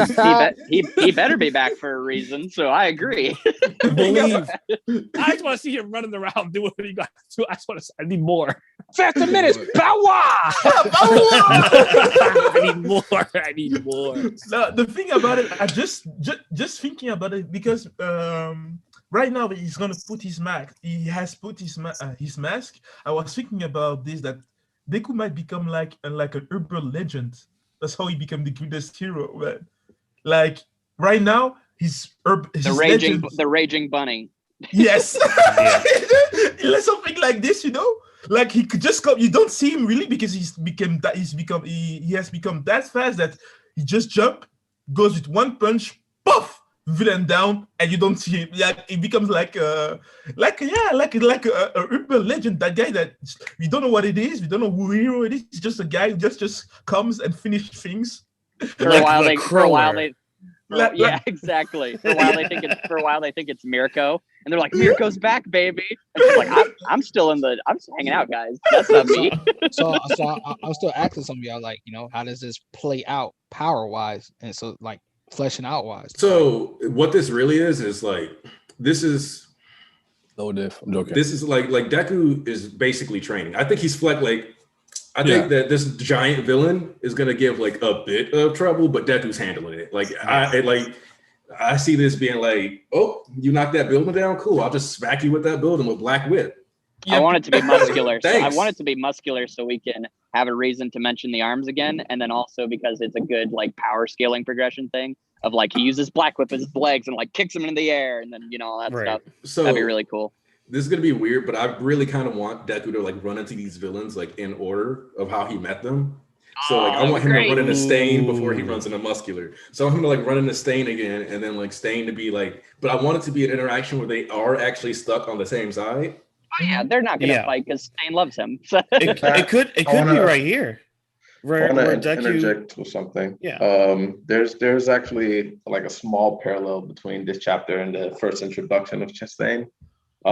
It was when he first introduced him. That was the first time he had the surgery, and he's mentioned that the damage to his arms, and then the doctor says, the nurse says that she's not going to heal him. It's not the one where she says if you use this one, that would have been doper if it was, but anyways.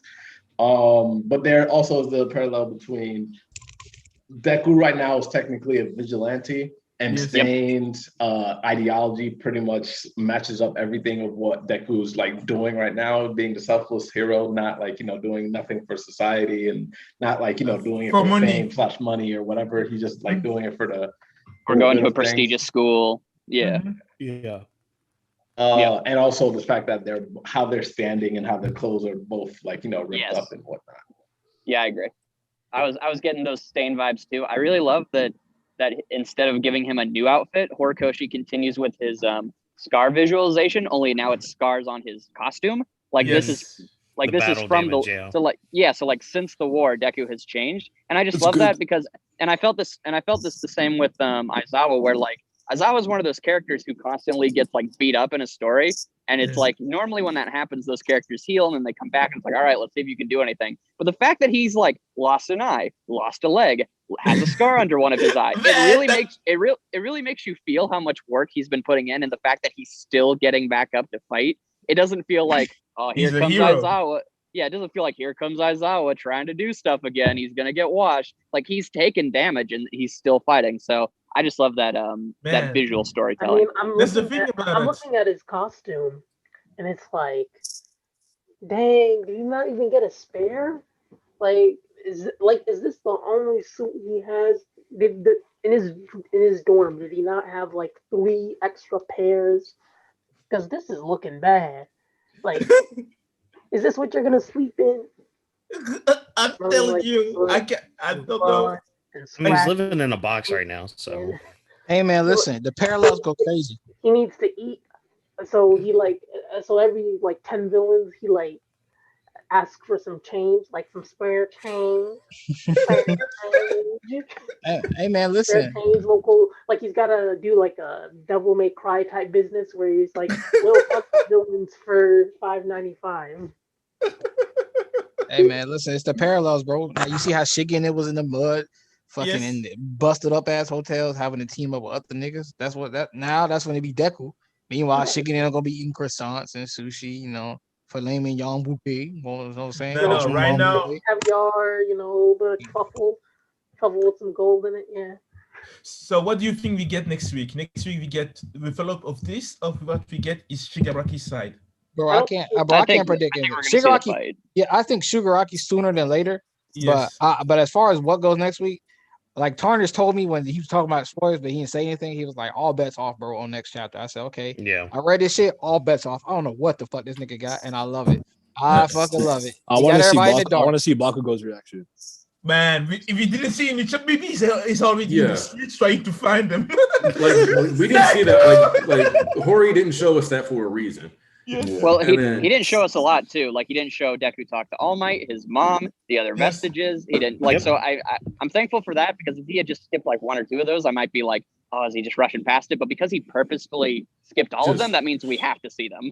Like I said, he does everything for a reason now. Like, just let it be. If you questioning something, let it be. That's all it is to it. Let it be. Also, somebody said, okay, actually, I like this too, Jake. He said he would like for this to be in the order of like people he can't understand. So muscular to overhaul to Stain to gentle. So from like least relatable to most. Least sympathetic. Yeah. Right. I mean, it's okay, and you you can do that to show him. You can do that to show him flexing his power because muscular. That ain't much of a conversation. That nigga just a psychopath. That nigga's like, nigga was getting shot out. He's like, you think these little fucking pea shooters got me, son? Who are you talking to? Who gonna check me? Like, fucking. Yeah, he crushed the nigga head while he was saying that. I'm like, all right, bro. Yeah, he explained what he felt. He's like, hey man, I just like want to kill people, and your mom and dad said you don't want me to kill people, and then I killed them, and that means I won the argument. So, which I mean, I know quirks, change the person and stuff like that. So that nigga is the definition of supreme. Yeah. Also, you got it. One of the things that I think would just be funny is that like Deku didn't have access to like all these Air Force moves. So I could easily I really do want to see him do a 4-finger blast, like just all at once at like 45%. So you just see like that boom. And I just think it would be kind of hilarious to have Muscular like running at him and just get blown back before he starts like going in on him. Air Force is not a reference to the shoes too. I never Yeah, thought. let's have some black Air Force Ones with like some Yeah, by the way, I think the damage to his arms and hands, like, because remember, or if you notice, he didn't bother to get any new Air Force gloves either. And so I think that he is going to be a purely kick fighter. So like I think the damage I think that no, you're good, man. I think the damage is going to be to where it's like, sure, you can like you're like an old person where you can only lift like up to 5 pounds or something like that. And like so he's gonna be a full kickboxer fighter. But I also think it's important we were introduced to him using Black Whip through his tongue.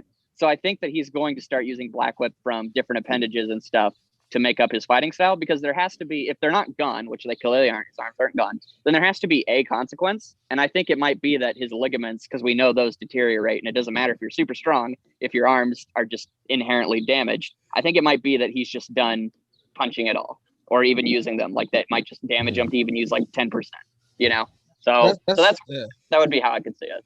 That's why I said like it's gonna be a lot of versatility in his thing. That's why I said niggas jumping the gun already. Like y'all dodging Deku arm thing. Are like, oh god, his arms, he's back up. Nigga, all he did was move his fucking hood up. Like, bro, you don't know if like he has a pre-watch. I bet you next chapter they're gonna be like, all right, fuck, I can't use on 45%. Let me shit, I'm hurting myself from using this much. I need to use this much, and be more tactical in my fight. And I can just be a meathead like I was before. He wasn't a meathead before, but he can't just like, come on now, bro. Like it's plenty of workarounds. Y'all niggas just don't know how to fucking works because all y'all do is read show and jump. But that's and you can't like go ahead, Aniki. Go ahead. I'm gonna point out that Deku, like it kind of like seems like when you look at the letter, it kind of feels like maybe All Might and Deku were together. Maybe. But yeah. When you see him like just out here on the gargoyle with a backpack, I question if even All Might knows where he is. I think he's alone, honestly. Yep. Imagine we get so who having a conversation with all you got to explain. I want to mention one detail.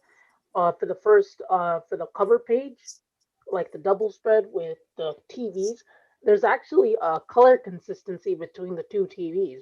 One is in shades of All Might and one is in shades of All for One. Yeah. Details. Like blue, and then you have like these splotches of yellow, and then you have purple, and like these little splotches of orange. But they both give off the appearance of a dusty TV under different lighting. Because their time is up.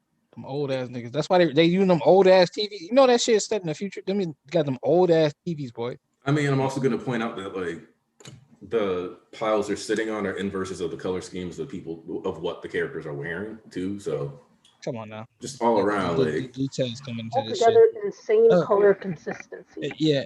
To point out, Daniel, that was actually a theory I had too, because this what makes sense. You think Overhaul gets a redemption arc? It looks like he only cares for his father's safety now. It wouldn't surprise me if he's a broken man now. I wouldn't say redemption arc, but I can see he always cared for him. Yeah. If I can see like if villains and heroes that Stain isn't a villain, he's just like anti-hero. But if villains and heroes had to work right, that's an actual one that lines up with them working it. Because like Chizaki he's not evil like fucking Shigaraki off in one arm. He's just a fucking sicko in the head. He's a sicko in the head. That's the main problem. He was obsessed with one dream, and he was like, all this quirks or disease, this, that, and the other. He's more like philosophical, like intelligent. He's not just like evil, just like that motherfucker just woke up and he fucking evil. He's just a fucking sicko in the head. You know what I'm saying? But he is one of the people that can help them as far as, stopping quirk singularity and like looking at those signs from that, because he did have help, but like they need to learn how to combat this issue because Ujiko not gonna help those niggas. Someone else I can see Ujiko help heroes. Nigga, he was about to die by Shigaraki. That nigga couldn't be more ecstatic. He was about to die from present, Mike. Yeah, he was like, he's not awake. helping no He's heroes. awake. He's like, nigga, that nigga about to help no heroes. He's like, he's awake. He's awake. It's like they about to die. He's still smiling at Tali. The boy's awake. They finna destroy all that shit, nigga. Like he not finna work for the heroes. I don't know what y'all smoking. No. All right, so about to start wrapping up here. Time to go around the horn. I had one question. Specifically, this was my favorite aspect of the chapter. The logistics of hero schools becoming a sanctuary.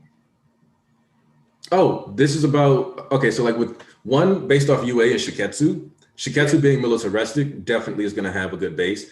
There's one of the things that I think probably happened is that after like all these UA attacks, regardless, I'm positive that people started like building up security.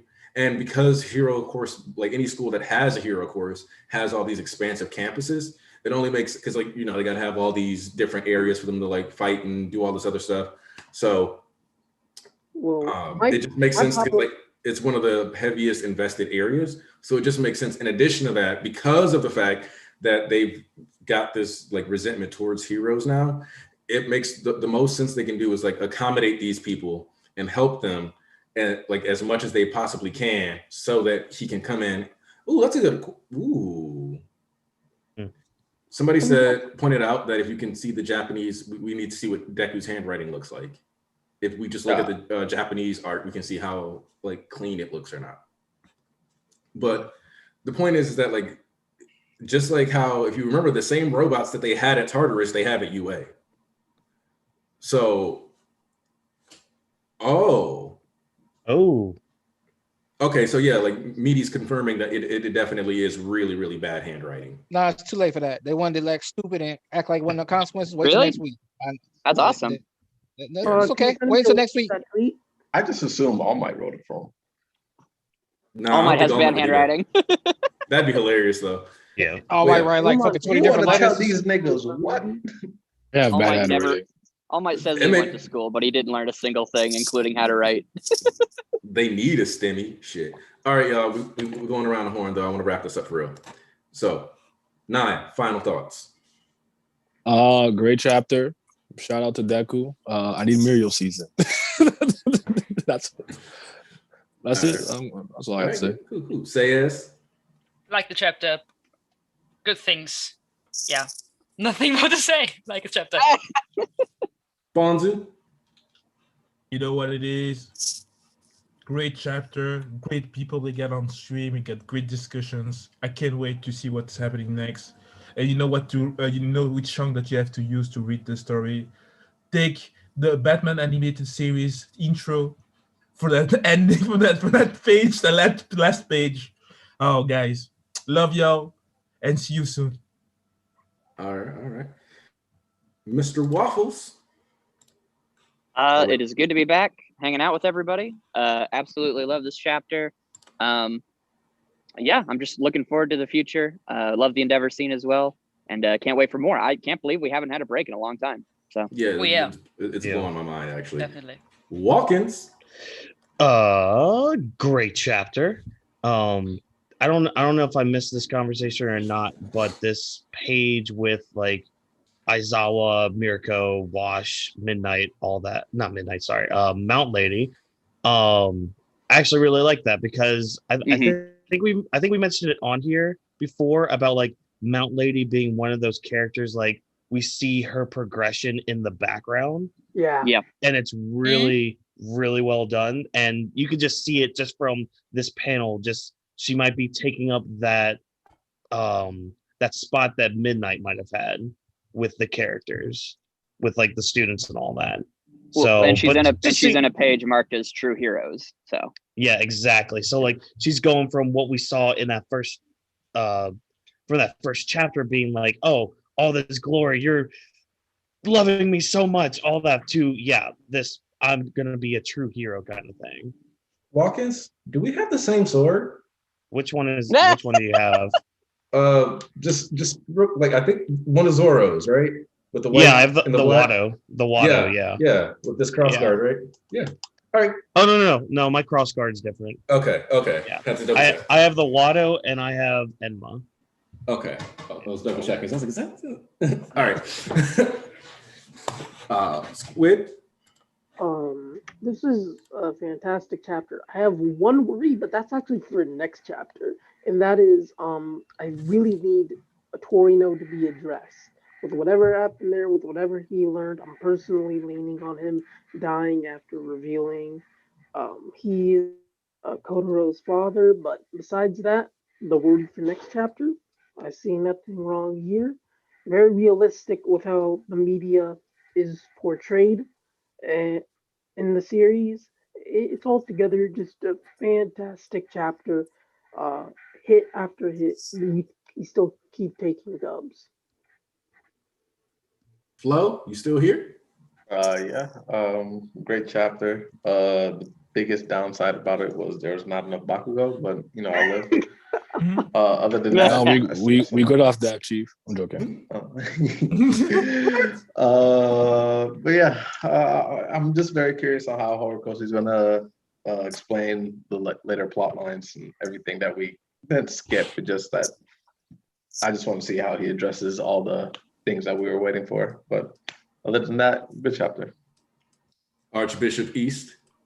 Now Anaki let me go last for a reason, right?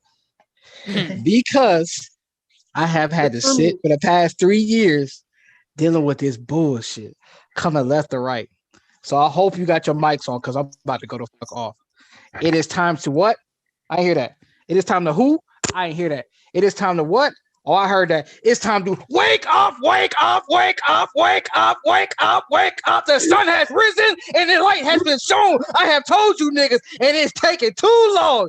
Oh boy, I told you niggas, but you didn't want to listen to this shit. And guess what? I got the pen to the paper. No more speculation, no more wiggle room, baby. This shit's really finna get fucking crazy. Ooh, you've been lazing around, sitting on the ground, and now you looking boo-hoo, frowning like a clown. I told you niggas, get your fucking rep up, because guess what? Me already got the jack up. Boy, Yes, sir. You playing with the road nigga.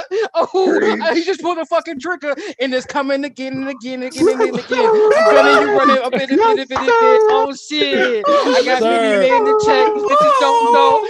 Horikoshi, you don't disrespect.